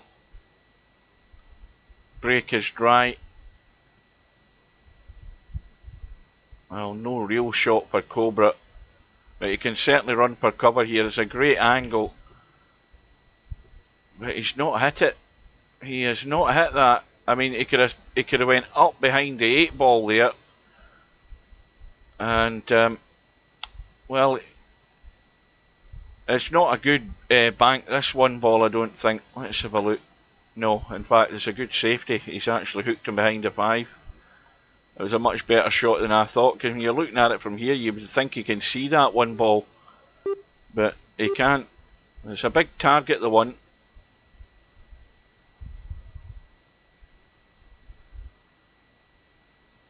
Yeah, well, that's what Steve called it, so I thought it was an American terminology in pool.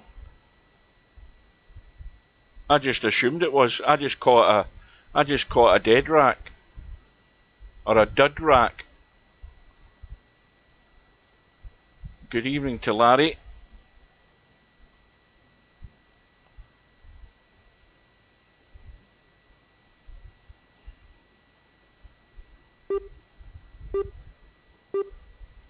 You know what Larry calls it? Larry calls it a Logitech trackball break. That's what Larry calls it. That's why he hasn't heard of a slug rack. Now there's a safety. That is nasty. That is extremely unfriendly by Cobra. We're seeing his nasty side coming out with that safety shot. Corner hooked.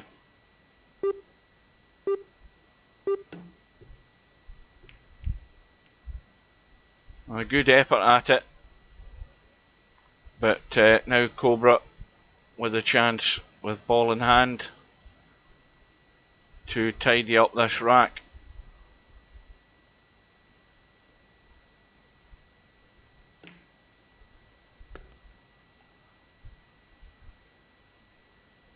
Now, when you say a weighted cue ball, Larry, are you talking about a light cue ball?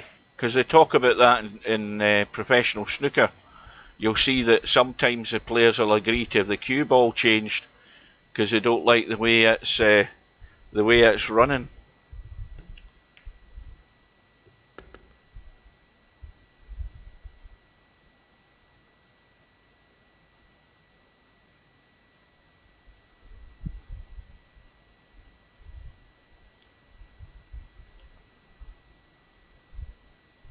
Because you'll see them, well, they occasionally complain about a light cue ball in snooker.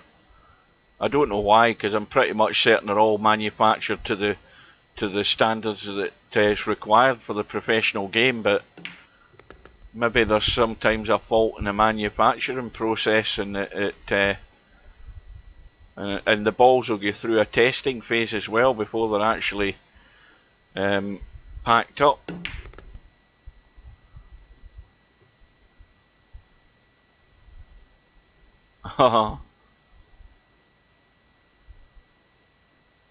So Cobra going through the formalities from his excellent safety shot, and the ball in hand having been won, he's now going to take the lead again.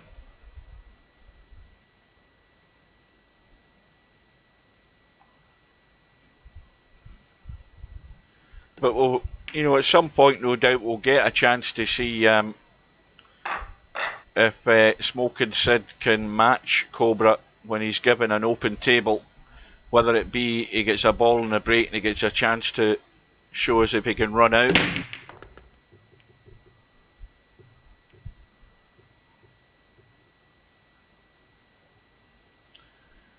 And Cobra gets the 5 ball, and straight away he should be opening up the gap. All the balls on, and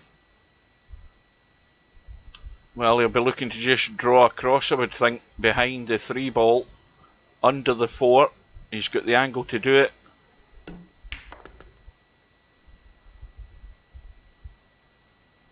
And this is a little soft draw, I would assume. The line looks good to play that shot.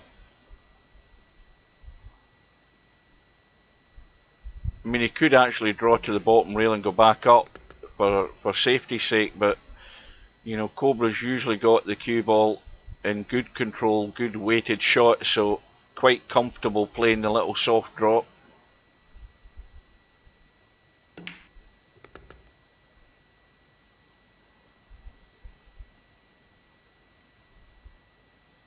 Larry, was you listening to the conversation last night about Steve maybe putting having an option for when you're setting up a match in VP4 to have like a magic rack effect where the balls are racked sort of perfectly straight, or to have it like the normal VP4 the way it is at the moment and have a choice, have an alternative, to see whether that would make a difference in matches. I don't know whether that would be possible. Whether it would be possible for him to do it. So if you're setting up a match, you set a match up, he'd have to obviously call it something other than a magic rack, but he could put a setting in that would allow you to set the rack up what we would call perfect, or the sort of random rack that we have at present, and see whether it gives you that choice.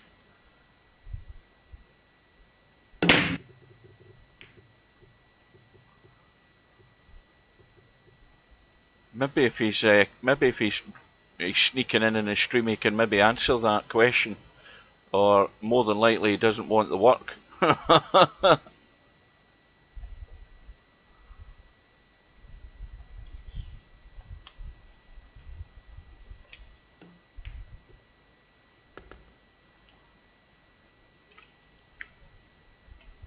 So Cobra has daylight between himself and Smoking Sid.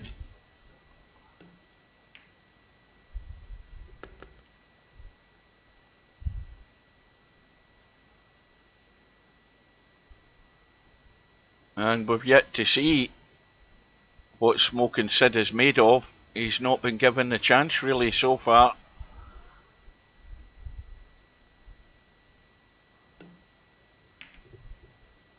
Once again, Cobra has made the unforced error, and this is not going to be an easy rack for Smoking Sid to run out, because the 7 ball is going to have to be a 7-9 combo more than likely.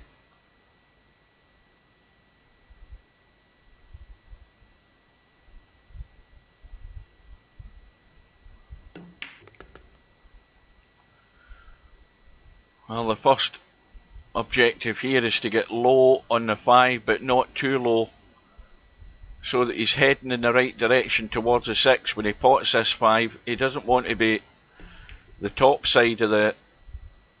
That'll do nicely. That is perfect.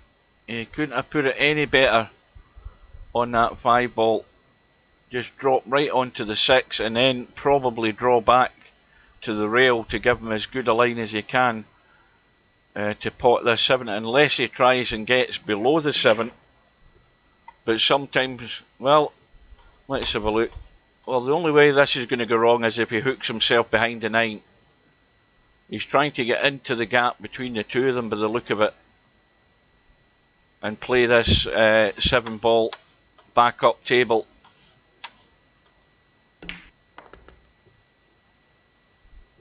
And again, the pace is pretty good.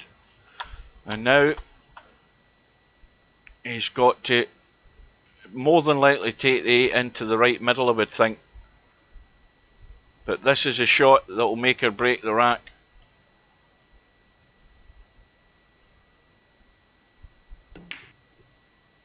And that will do. And so we've had a couple of unforced errors from Cobra, and in this rack it has cost him the ultimate price. It's given Smoking Sid the chance to get one back.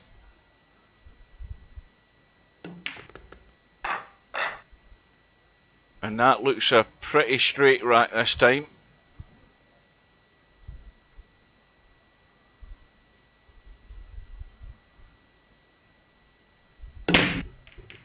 And look at how the balls have opened up, and look at the cue ball though. Again, players are struggling to get that cue ball under control. It's not just the fact that you're trying to break the balls, but it's trying to get the cue ball either to have some stop on it, but certainly to stop it running all over the place.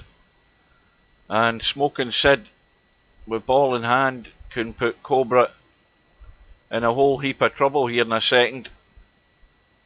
And he's got a good lay of tables here. The lay of the balls here, sorry, are perfect if he's going to nail him for 3 fouls.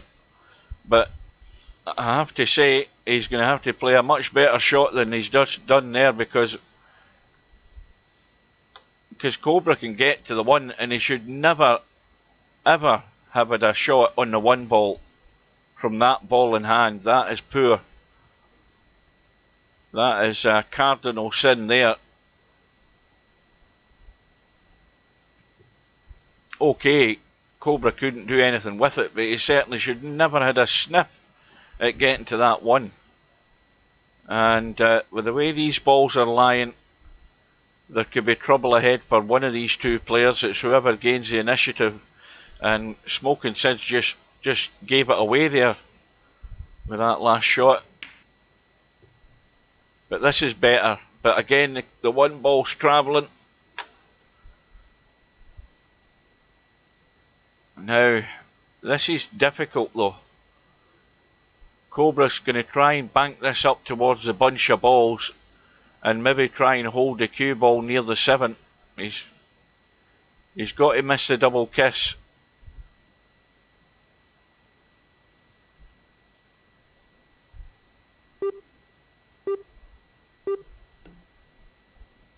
That's what he's trying. Oh, what a shot. That is brutal. Well, he's redeemed himself with that shot, because that's a shot that you're aiming for. If you're going to lock somebody up, you're locking out a lot of angles. And that has got Smoking Sid in bother. Well, what Sid doesn't want to do is start nudging balls around here. But the only awkward ball is a 5 ball, and he could bring this into play here if he gets this wrong.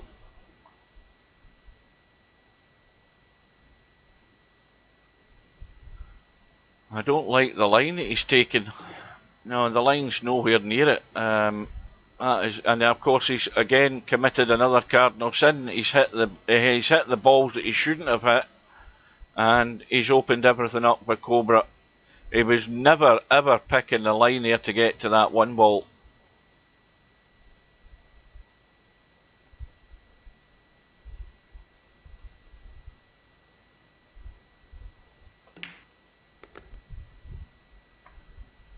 Well, I don't know whether Smoking Sid is a player that relies heavily on his jump cue, because he's been found out there trying to pick the angle to you get a kick at that last ball there.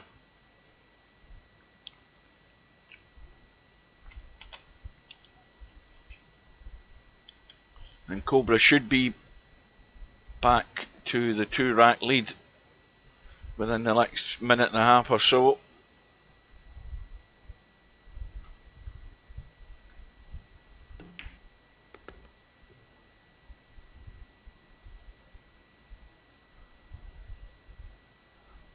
Well, he's going to have to run through here up the table beyond the 9 ball here by the look of it, and just play this 5 ball long into the corner. Well, he's looking to kill it. He thinks he can hold it.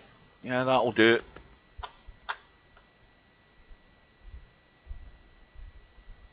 But a couple of errors early on from Cobra. A poor attempt at a kick there from Smoking Sid has cost him this rack. But the safety really is getting a deserved reward for it.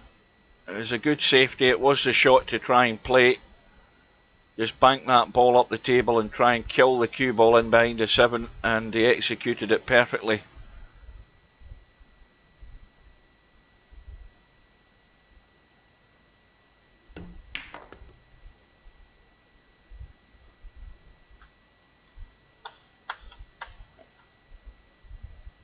Well, just kill the cue ball.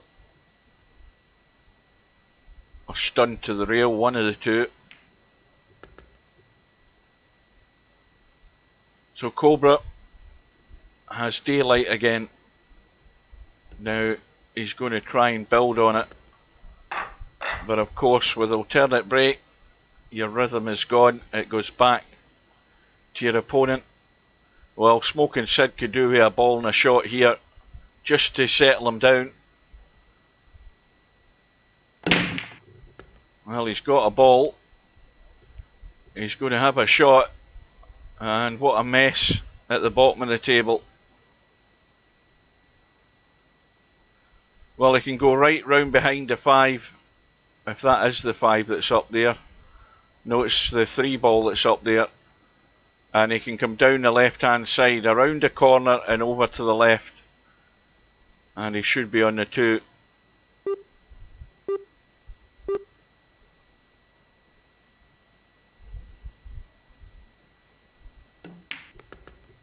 No, he's nowhere near it. Absolutely nowhere near it. He had to get the spin into that cue ball. See, the thing is, when he was potting that ball like that, he still had to have a wee bit of right on it to help it fizz and make the angle and get the line. He's nowhere near it. Well, he could certainly put Cobra in trouble again here. Well, he's played the combo, but now the 7 is locked onto the 8.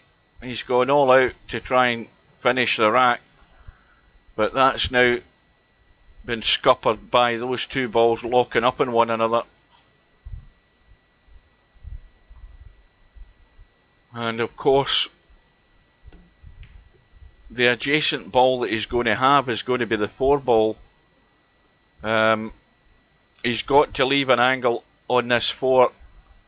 He needs the cue ball to be somewhere the 3 ball is at the moment, if he's going to do it from off the side rail on the right and into the 7 and 8 where they're sitting.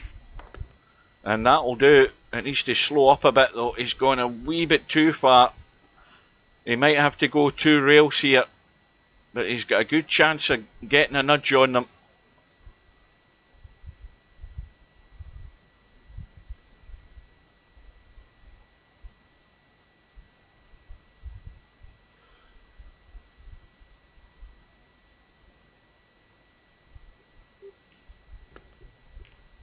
Oh, that's unlucky. You always need that little lucky break. But I think he's got no doubt here but to go for the bank. Into the middle. Let's have a look at the line. It's not so much about trying to make a bank, or maybe even make the bank in the corner. It's making sure you still get a hold of the cue ball. He might be cross-banking it into this left middle as we look, this pocket here. Yeah, that needs to, well, that'll do as a safety. And now Cobra has a bit of a dilemma. Now, does he play the snooker safety, as I call it? You can just send the 7 ball to the middle diamond in the top rail and send it over to the left side rail. And just send the cue ball to the right hand rail. That would be a safety. You're always got a likelihood you're going to leave an incentive of a bank shot for your opponent, but, well, he's went for the reverse bank. He hasn't picked it. But he's left it really, really tough. Smoking Sid's not getting a nice, easy ball to start him off to try and finish this rack off. He's got to dig into this.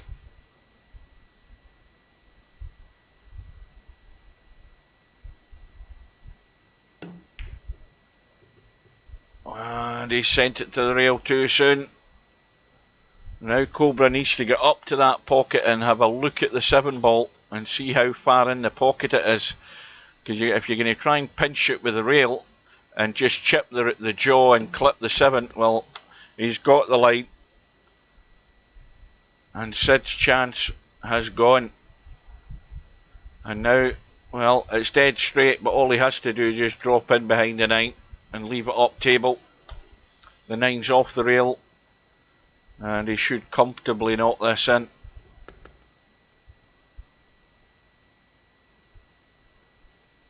Still got to be careful of that middle pocket. It can easily catch the knuckle if it goes tight to the rail too soon.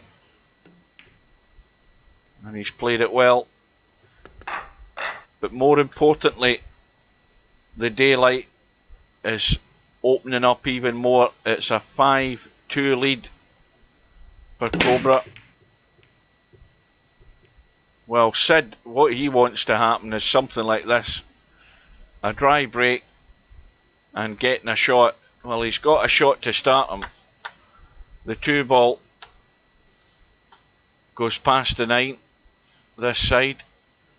So he's got to, well, he's drawn it back to try and hold it for the opposite corner.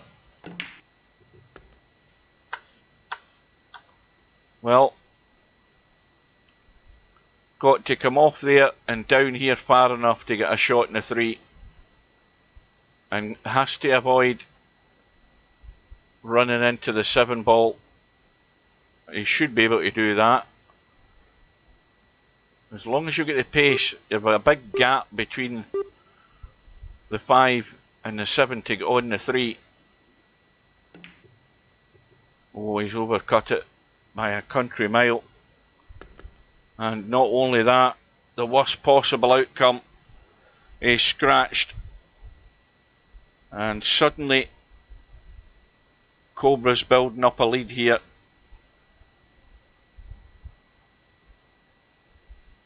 And he looks as if he's not going to mess about. He's lining up the 2-9. And it's now a gap that's jumped to 4 racks. 6-2.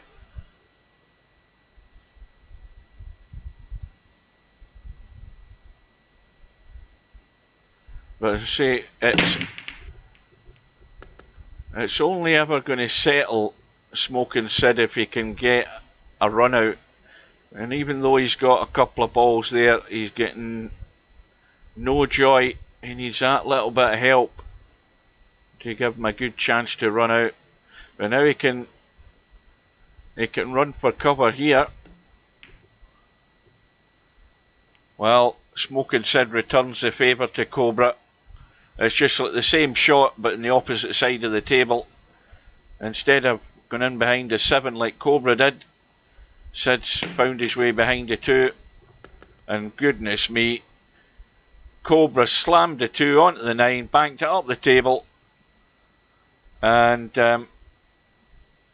He's given ball in hand. Well, this is a chance that Sid's been waiting on. And he's got a problem. It's never straightforward. There's always a problem. But it's not going to be a difficult problem. The only problem he's got now is he's the wrong side of the 2. And look where the 5 is. And he should have been either straighter in the 2 or a lot higher up the table in the 2. But he's neither here nor there.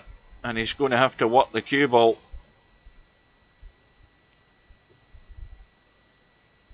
Yeah, I don't think he played the pot. I think I'm assuming he tried to send the cue ball in behind the 7. He's left it safe.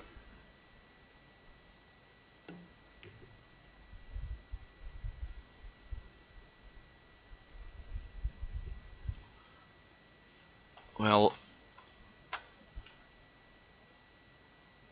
no, the danger here is just sending the 2 to what he can send it softly towards the 8 ball, and he's not going to leave a pot on. That'd be one thing to do.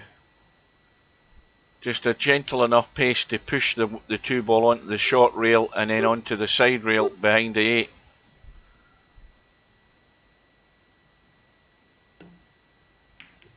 That wasn't the shot, I'm afraid, Sid. That was always in the cards. He's trying to get the feather edge in the 2 ball, got it far too thick.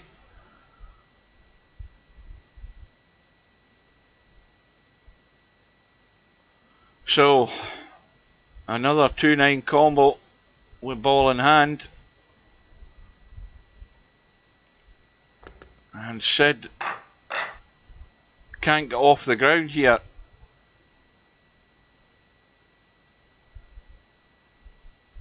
It's now 7 racks to 2.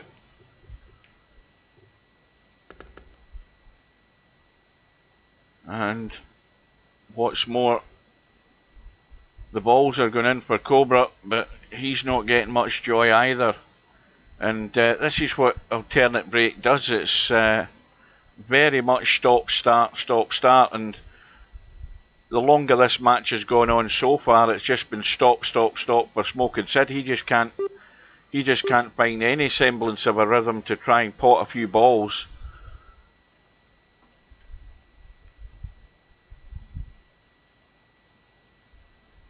So the push out by Cobra, and the choice for Sid is to play or give it back to Cobra.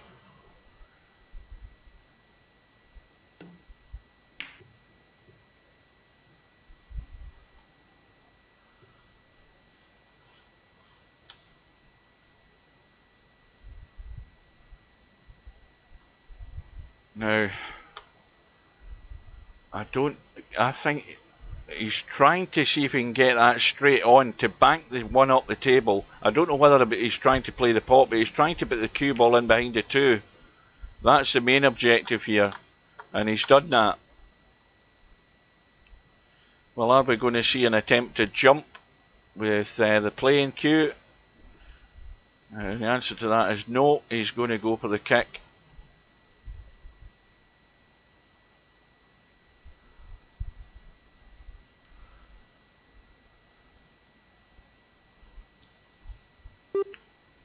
Well, he's putting a lot of English in this. Oh well, it certainly does the trick though. He's chipped in the 1. Now is he going to be able to back this up? I wouldn't be apologising, I'd be potting the balls to win the rack. Well, he needs this to go in. He needs to take this out. This is already a crisis situation here. He's got to get the job done in this rack.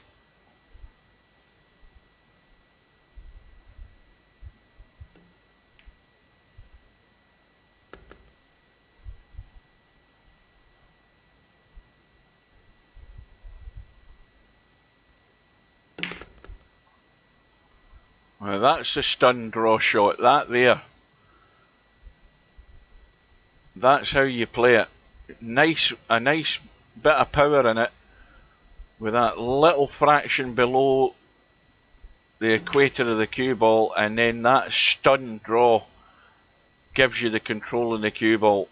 That's the one to learn. It's a one shot to learn in Virtual Pool 4 and get it to work for you good. So Smoking Sid gets a rack against the break, and now is he going to get a bit of luck? He could do with a ball and a run out here if he can get it. That might just turn things for him a wee bit. It'd be good to have. It'd be good for the sake of the match as well. Well, he's got the 5 ball. He's going to have the 1 into the middle, and every ball is pretty much on. The 4 ball slightly awkward. He's got room to go up off the top rail by the 9 ball and come back up. He's trying to draw back, so he's managed to hold that. Quite comfortable playing that shot. Now, how's he going to deal with this 4? He's going to have to leave something like the bedhead cut, like that, because you can certainly get to the 4, but he doesn't want to be over ambitious here.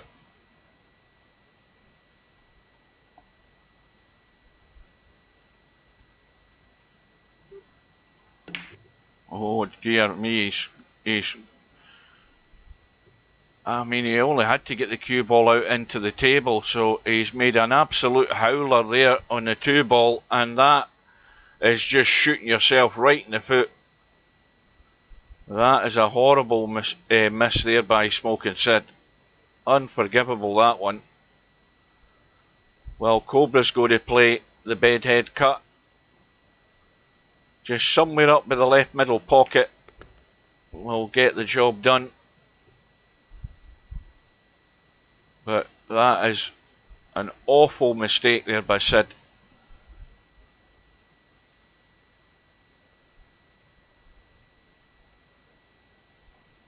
But that's what happens when you let your concentration drift and you're thinking something else, when all you should be doing is simply potting the ball and letting the cue ball come out for the next one. There was nothing to do.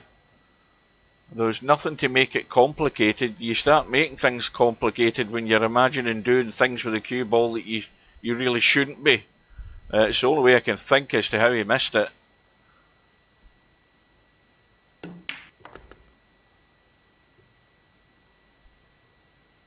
And he's now going to be chasing Cobra's tail for the rest of the match by the look of it. And it's always the case in alternate break. You need assistance from your opponent. You need them to make mistakes. And I'm afraid as far as Sid goes, the prospects of that happening are not good. Cobra's already made his mistakes for the match, I think. And I think he may well sharpen up.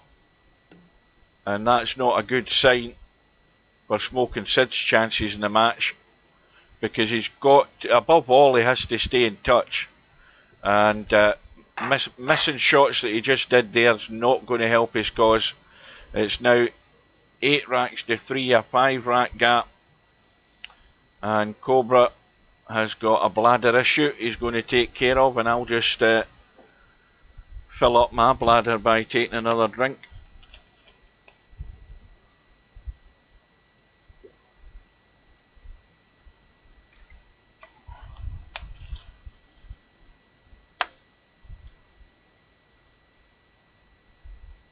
It's amazing how you miss things when you're wandering. You know, you do. The other thing as well is he could have somebody in the room that's annoying him. It could be the kids, you know, or the wife, or whoever, yapping in his ear. You know, this, that, and the next thing, and you lose your concentration.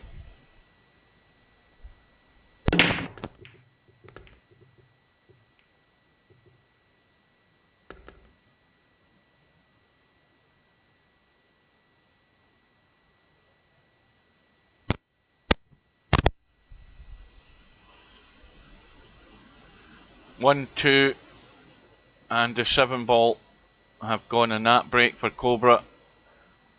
He's got a toughie to start with, but was there ever a doubt? Well, he's going to have to take a wee bit of a liberty here if he's going to try and get out for the 5, but he could just stop the cue ball and come back a fraction to try and get as near behind the 5 as he can. And again, the control is perfect for that shot. Now what does he do? He's got a slight angle, so he can just roll forward, run over to the opposite rail, or head in that direction anyway.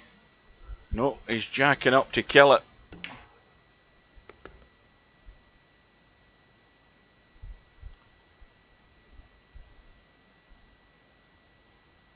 So this is going to be a break and run for Cobra. Exactly what Smoking Sid was wanting. And it's going to be a tough struggle to find a way back into this match for him.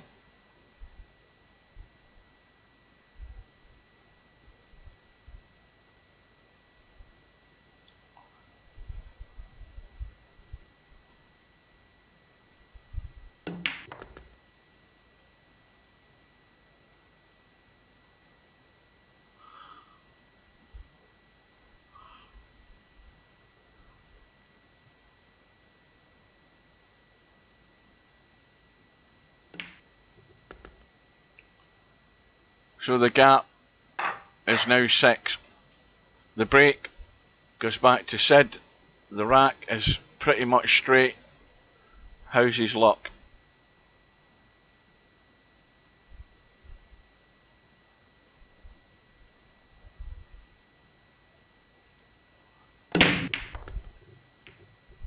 First objective, get a ball, but look at the cue ball. Nailed on to the 1. No shot.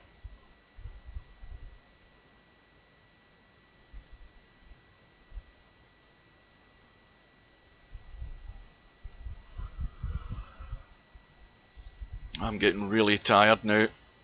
That's what, 9:15. The old brain's in shutdown mode, I'm afraid.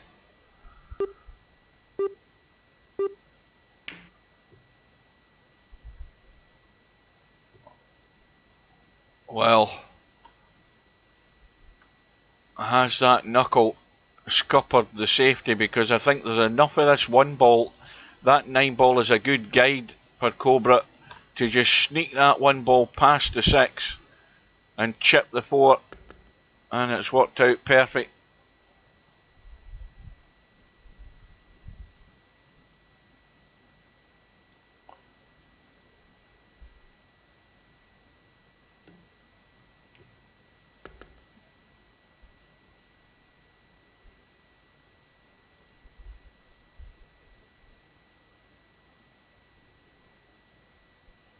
No, well, that might have played a part in it, but the other thing that played a part in it is the big Chinese I had before I started streaming, because usually when I've got a big meal, that sends me to sleep as well. So it's sort of 50-50.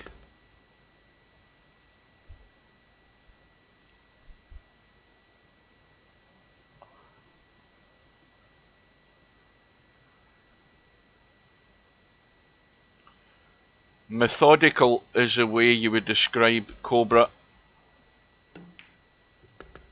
The pace is good, sets himself up, and pretty much gets the job done most times.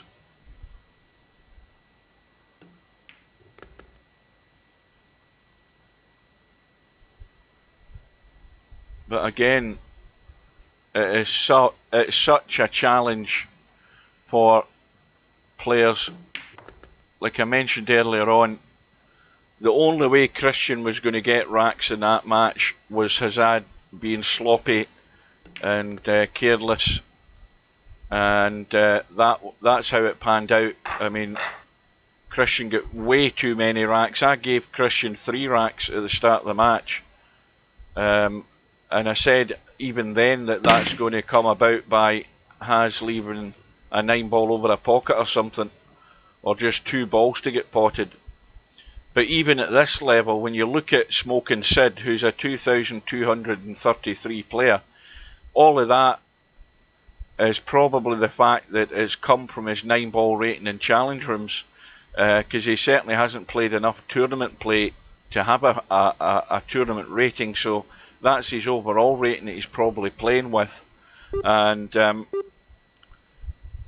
as I say, you can, numbers prove nothing when it comes to a match over a distance.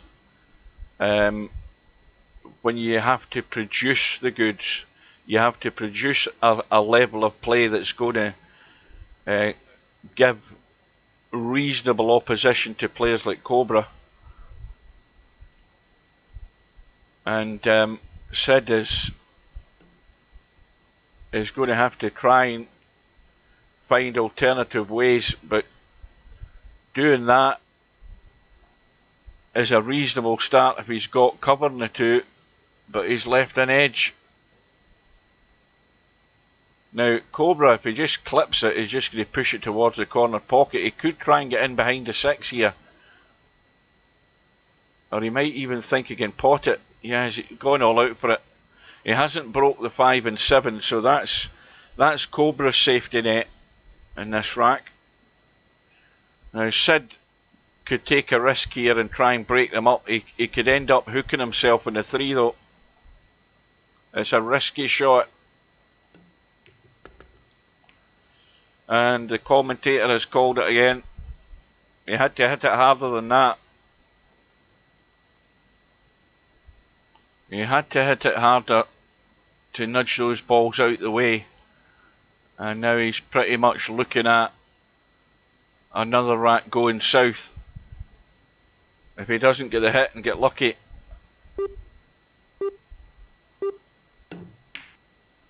Where's the cue ball going? Well, there's the worst possible outcome. It's another free go for Cobra. He's just checking the 5 ball. No problem with the 5.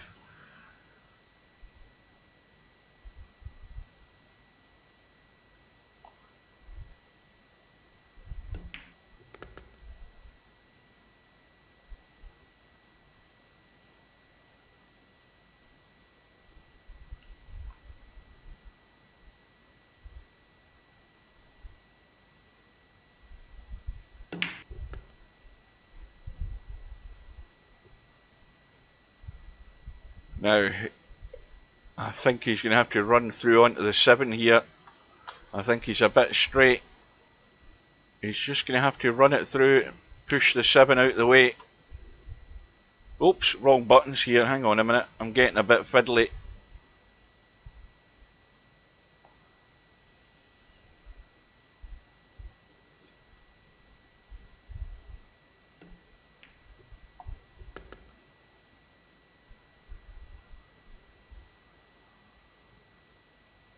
Well, if he comes back off the 7, he can leave the straight in 8 ball and just roll straight through for the 9 into the right middle, or kill the cue ball and hold it for the 9 into this bottom right hand corner. What's he got? Well, that's pretty much what he'll do. Just a stopper or run through, whichever he wants to do. Well, Smoking Sid has got the biggest of mountains to climb. Good evening, Bedhead. Well, your evening's going to be fairly short because unless some sort of miracle happens here, Sid's going to find his way to the 1 loss side.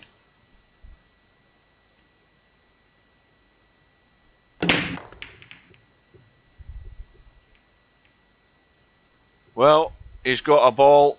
Has he got a shot? And the answer to that is no, he ain't.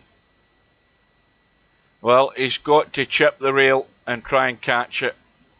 That or try the kick. But I don't like the angle he's picking here for the kick.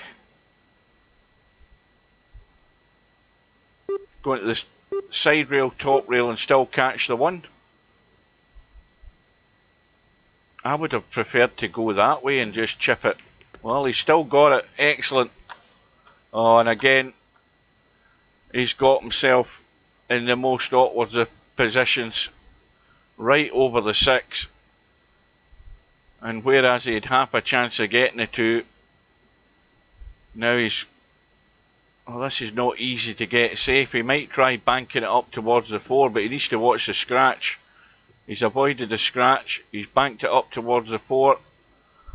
And he's got the cover. And that's an excellent outcome.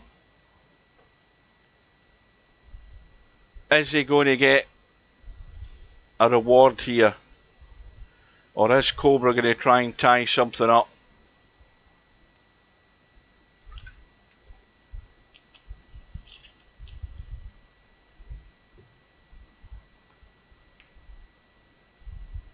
Well, he's missed the hit. So ball in hand for Smoking Sid. Trying to just run through for the 3 into the right middle.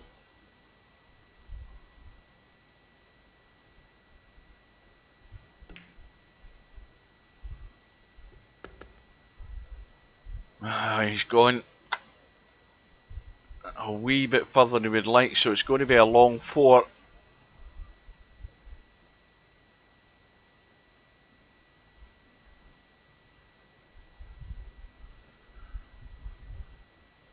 So got to find a way past that 6. And to know he's going the opposite way. I thought he was going to try and just drop round behind the 6 and 7. But he's now trying to just hold a line that's going to give him the shot, and that's why he's missed the 4. You see, where he finished the 4 was awkward because obviously the 7 was blocking the 6. He may well have been better to run through and leave the combo because his chance has gone again from ball in hand.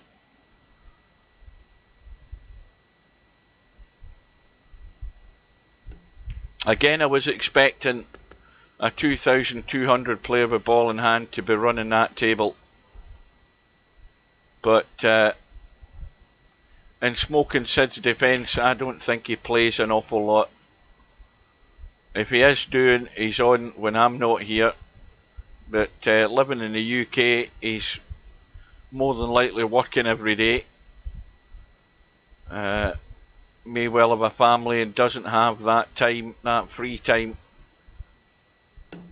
to put the amount of play in you need to be a tougher opposition for Cobra, but also to be capable of running the rack when you have that ball in hand opportunity.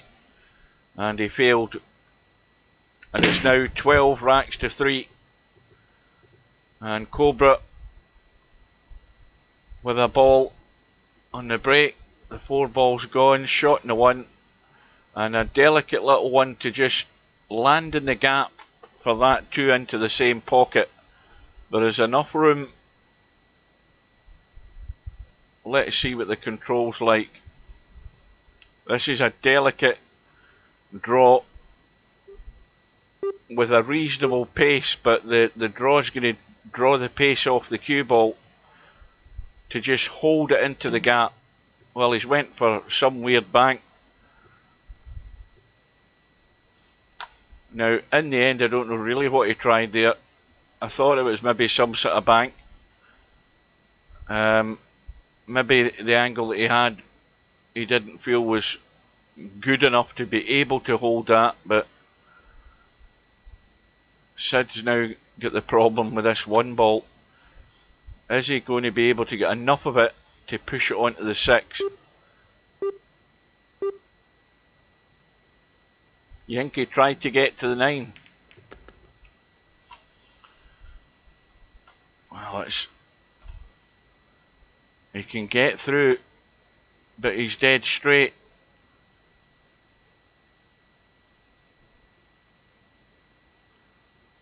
Well, he's trying to pinch a bit with some top right here, but he could push it to the jaw. He's avoided that. He's back in play. Is he going to do it this time? Because again, he's got a tight cut on the 2, and Well, he'll do well to have a shot in the 3. Gone for the bank.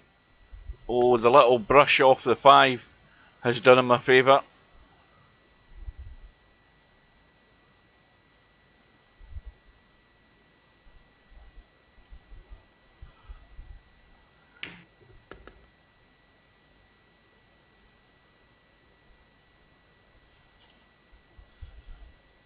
Well, a firm stunt and off the rail and up to the right or towards us for the 7 into the same pocket. He could go forward to the other side, but he's not getting to it far enough. This is it's now an awkward shot because he can go right out of shape in this 8 ball.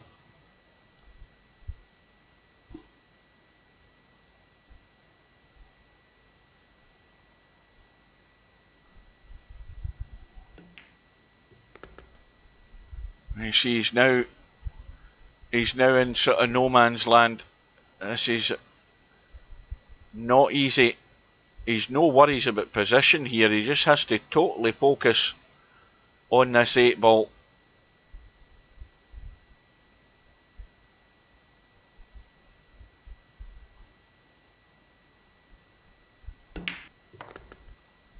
And eventually he gets the rack. But it's a long, long road back in alternate break. But it was against the break though.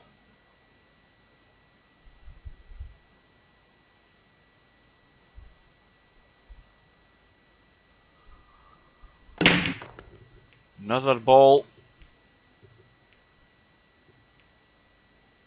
Well, the 2 balls in a handy place if he wants to go for the bank on the 1.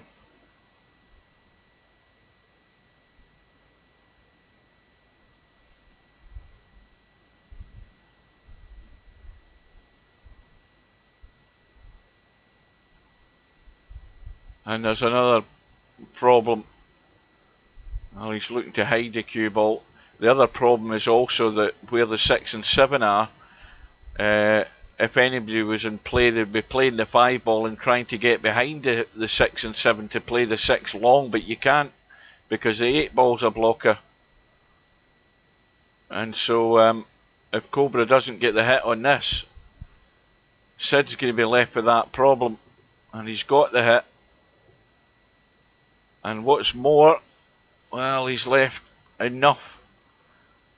And this is just really a blast to make the cut and just let the cue ball run and hope you get lucky and actually be able to see the 2, because you have to hit such a pace to cut this 1 ball in that the cue ball's going up and down the table.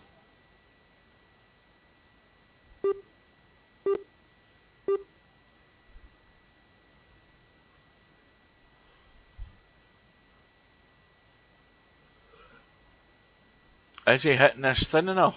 Or is he just trying to push it to the side rail, past the middle pocket there on the left, and up to the short rail? No, he's just looking to run the cue ball. But it's come out. Let's have a look. Yeah, it's left an edge showing.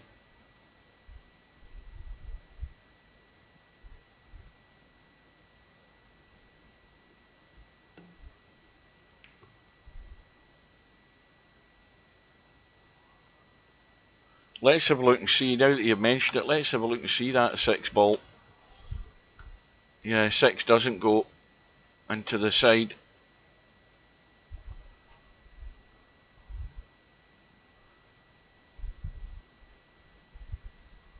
Let's have a look at it from this side. No, there's nothing going there at all.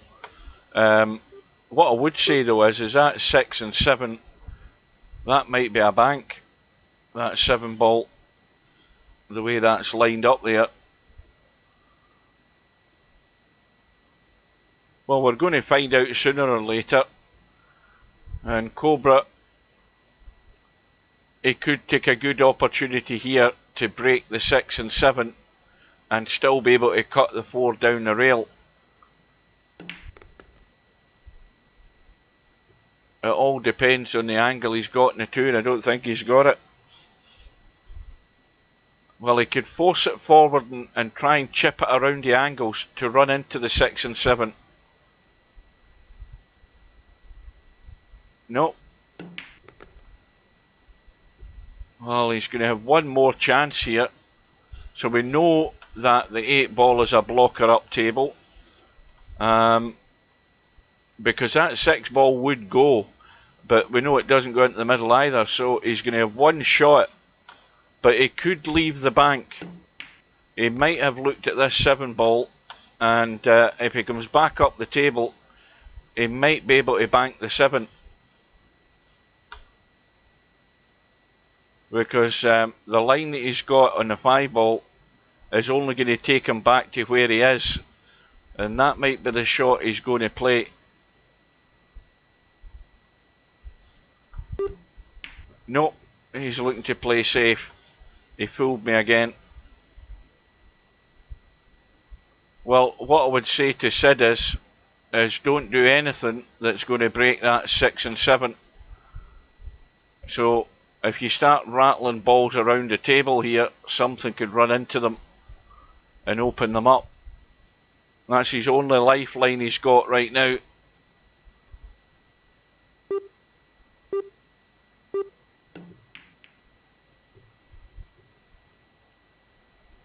And if it keeps running, that will do. But I think Cobra can still run on to this 6 and 7 here and put Sid in trouble. This is where you have to be confident. Is he playing the cut? I think he's playing the cut. Yep. And he's got the hit. Well, it's a testy cut into the middle. He shouldn't have any problem with having a shot in the 7. It's again, and it's another one of these where all you do is focus on the pot. You don't have to really worry about the cue ball other than scratching. And that is just going to bounce into play very nicely. And then a nicely little controlled stun on the 7 will leave him the 8 into the same pocket, and it's job done in this rack.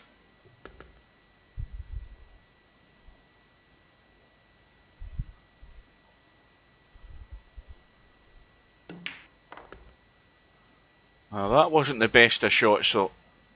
He didn't quite get enough juice into that stun draw shot there, but really shouldn't have a problem. And so the lead is back to 9, and the task for Smoking Sid is nigh on impossible.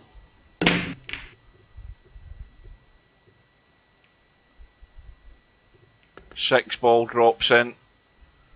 No shot.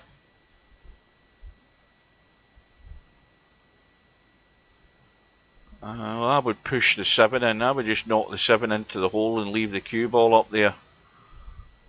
Probably more than likely going to get put back in, but at the end of the day, you're leaving.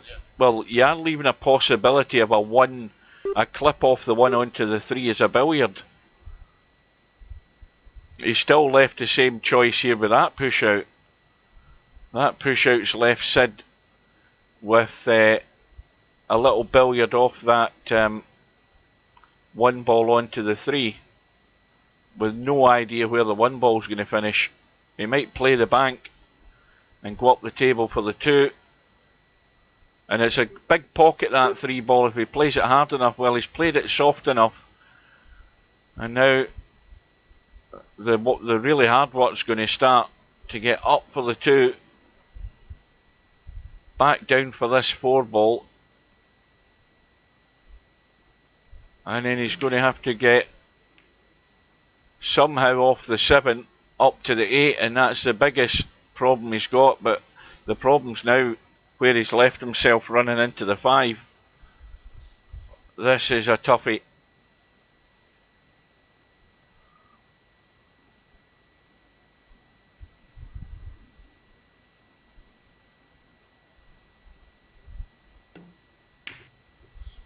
Well, in the end, he's decided in the safety, and that is a very good shot. Is Cobra going to try the jump? He's got plenty of room to have a go at it.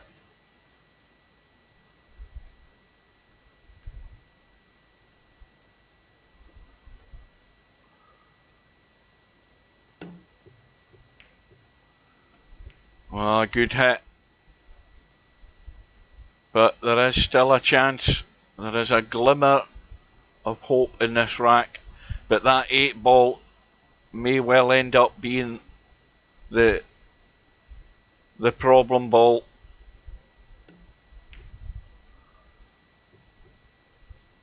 Oh dear. And well said. You can't go hanging the 2 ball.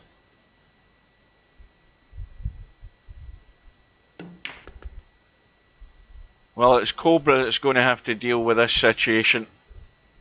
Again, where he's finished, it might be worth running into the 9 and 8 as it is, if he can, because he's going to be on the 5, and that will take care of that slight problem situation right now. Well, he has done, but he's now left himself awkward.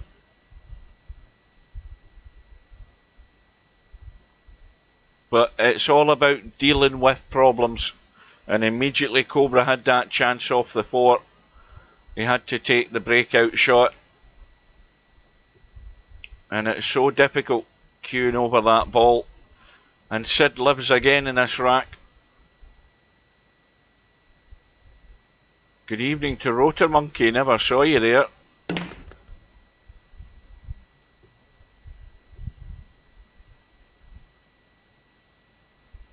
Well, I think you've got to go forward and punch this around the angles with a fair bit of juice and a bit of help in English slightly, just to fire it around.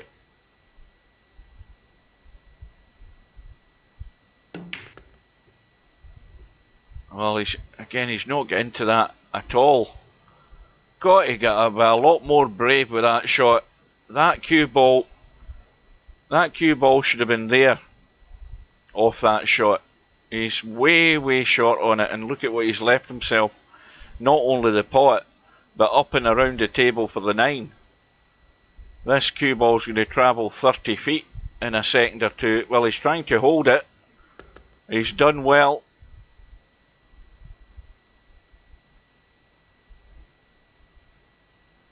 Took the more difficult option, trying to just put it pocket weight to stop the cue ball running as far up the table as it was going at. And he's got another rack in the board. And he's got the break. Another one against the break.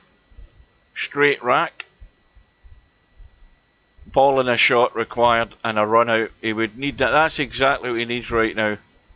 Something to just give him the assurance that he can actually run a table.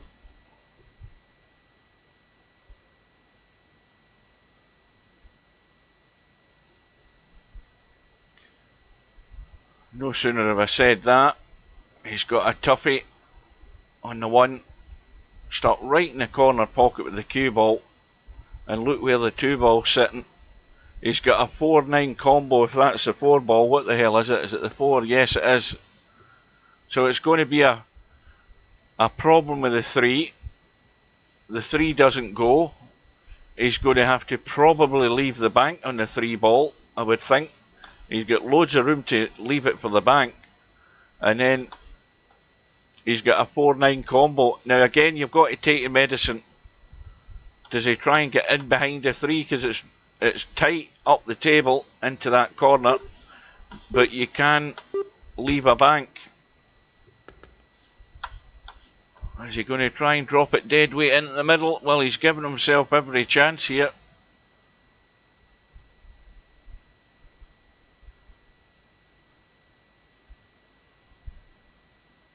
Got to send it to the jaw. Oh, he's hit the nut. Oh, I thought he'd hit the point. Well, here we go. Well, if you take your time and look at the line, you're putting this 9 ball in every day of the week, because you're hitting it at a nice pace just to let it run down the rail. It's got to go in. That's the way to play it. The perfect weight that gives the ball every chance to make use of the pocket. So it's 2 racks back to back.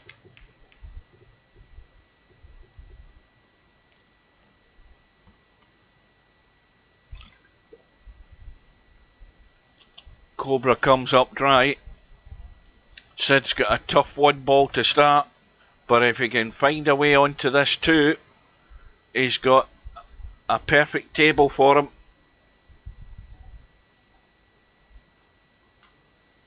But this is a crucial one. The 1 ball's difficult enough. Somehow getting position and a shot in the 2 is what's going to make or break this rack for Sid at this visit.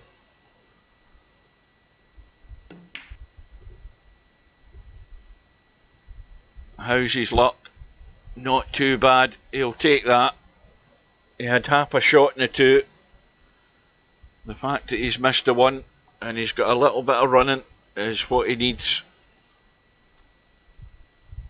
He needs divine intervention here, as well as some charitable acts by Cobra. And when Cobra can play a kick shot and end up there, you can maybe get the idea that your task is pretty difficult, to say the least. He's now in trouble.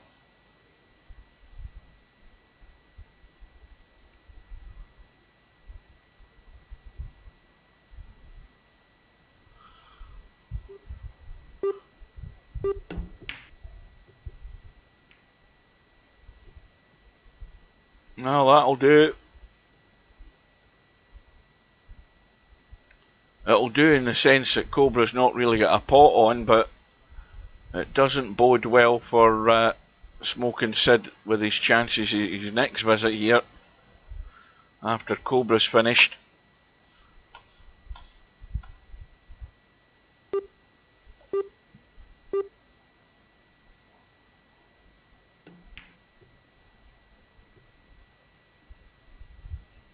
Again, always on the cards that Cobra was going to lock him up.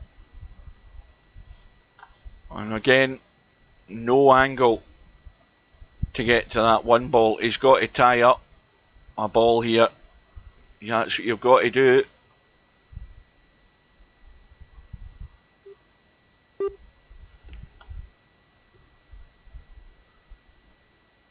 Well, he's left a 3-8 combo, but it just means that Cobra's got work to do, because that was all that Smoking Sid could do, is try and tie something up and make it difficult.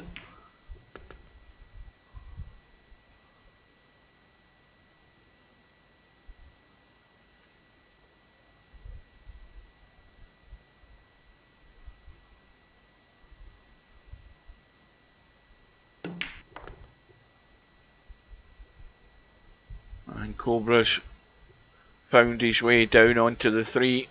He's staring at a fairly simple 3-8 combo. Just leave the 3 ball there. Fairly gentle he wants to be, just to keep the 3 ball very adjacent to the pocket.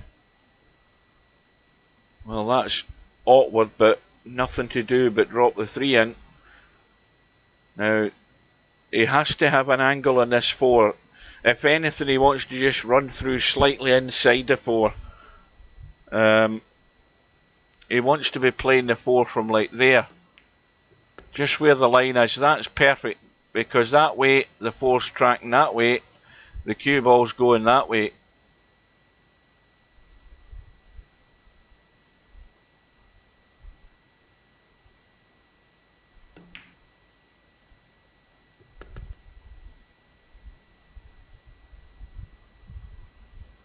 Now this is one of these little jabby punch shots where you just stun it in and just drop off the rail like that.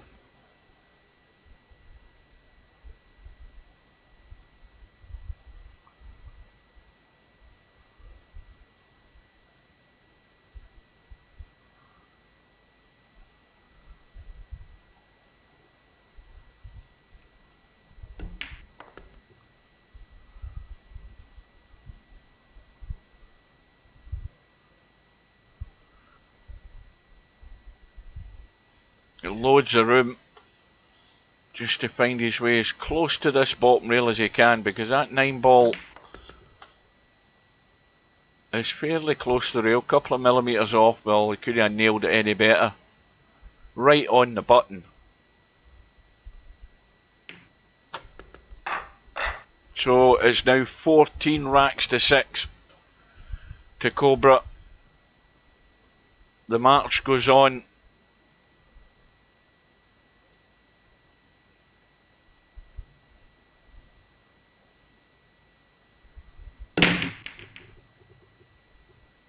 And the break is dry. Quick look.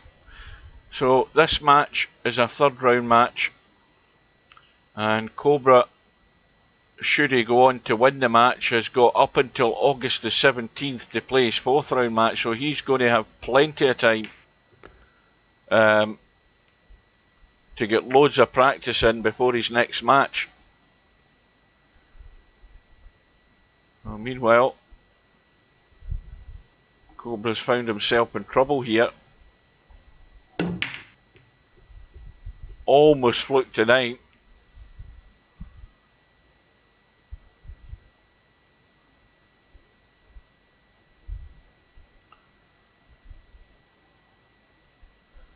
Now again, Sid at the table, but his chances of running out are fairly slim. Slim to 0 because of where the 4 ball is. Well, he's took a big risk there in trying to improve the situation, and all he's done is opened up the balls for Cobra, because he's got himself hooked on the 3.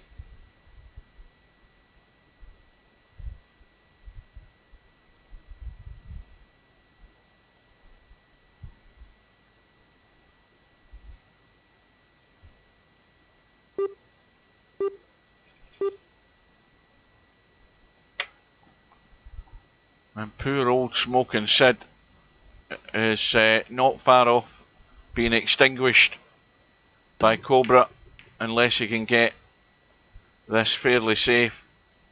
Well, that's not bad.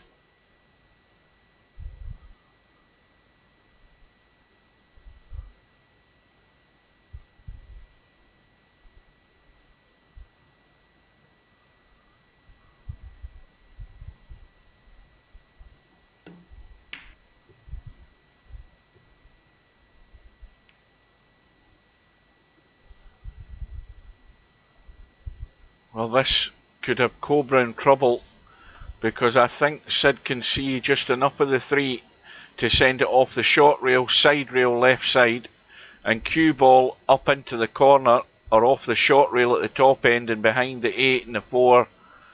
And he should have a reasonable safety if this 3 ball keeps running. And it's not run far enough.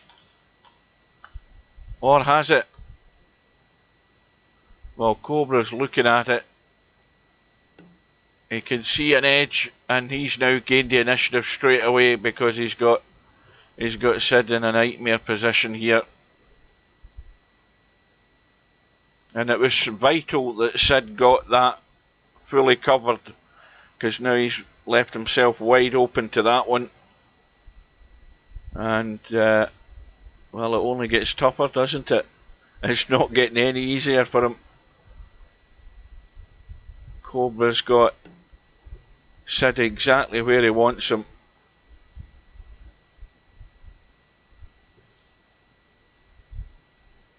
So now, with ball in hand, the tidy up begins in this rack.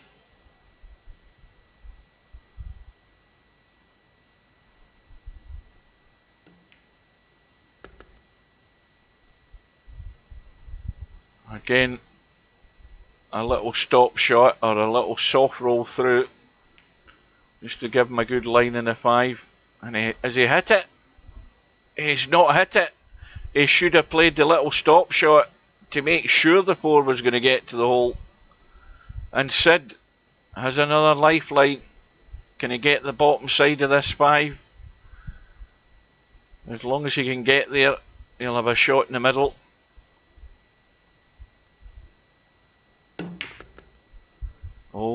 Where's the cue ball going? He's okay.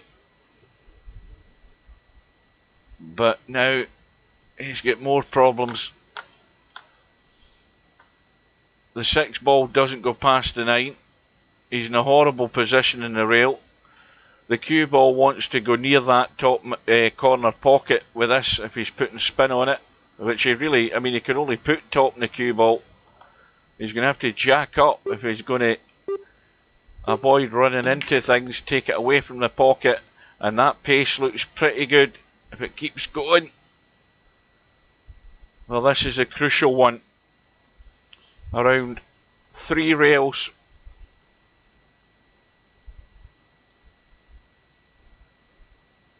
Something like that. But can he avoid the 9?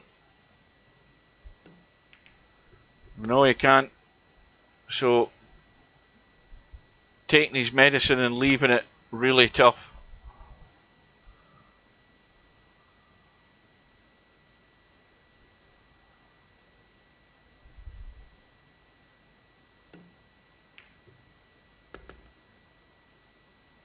Well, he's got the pace right. Is he going to be hampered? He is slightly with this 9 ball. He's just got to roll this in. The cue ball's heading in the right direction, even though it's going further away from the 9 ball. It's heading in a line that will straighten up the 9. Oh, goodness me. Well, you see how tough these pockets end up being when you try to be cute. You've got to get them to the hole. And the rack has come and gone for Smoking Sid.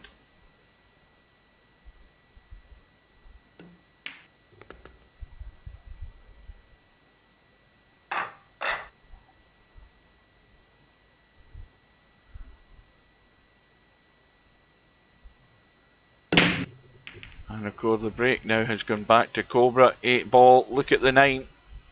Look at that 9 ball. Well, he's got a cut in the 1.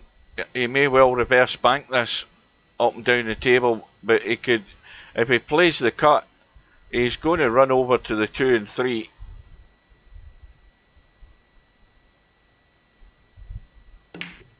Yeah, reverse bank. That was a shot, and it's a quick rack. It's now 16 racks to 6. The break goes back to Smoking Sid. And if a miracle's going to happen, it's going to have to happen right now, and Cobra's going to have to fall apart.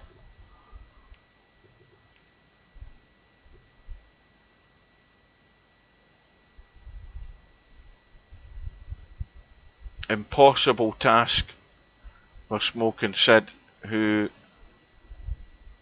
has been kept at arm's length right through this match. Cobra's had it by the scruff of the neck this match. Couple of errors early on, but pretty solid given the chance. He's getting the job done.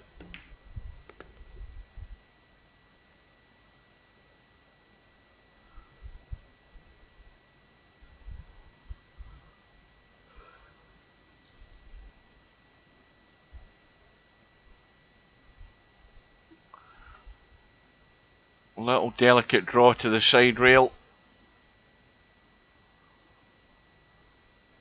Or does he want to go up off the short rail? I don't know how good it is he can hold this. Well, it's going to have to be the combo. I'm busy looking at where the 4 ball is. I forgot about the 8 ball being a blocker. And now it's gone wrong.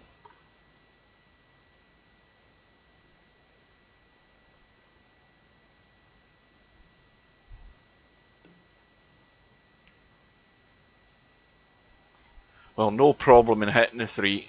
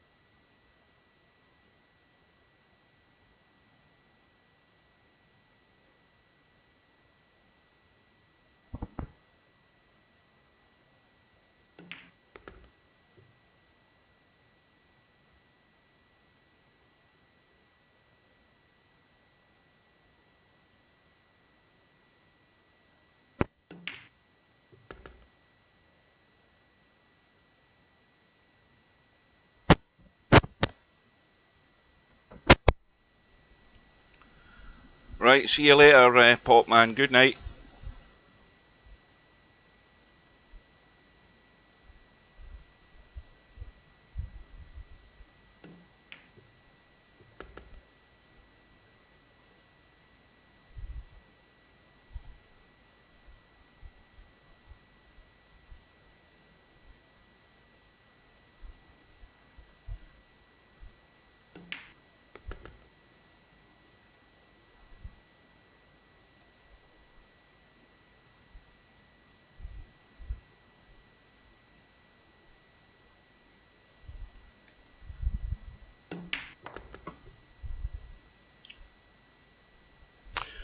So Cobra on the hill, one away.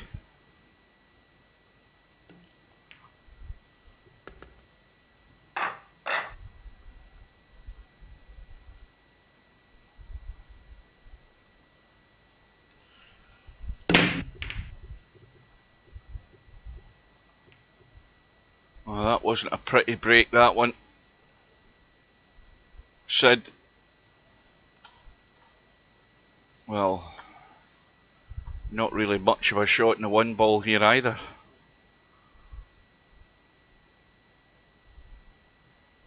It just squeezes past the 9, but it's so difficult to read the line when you're so close to the object ball.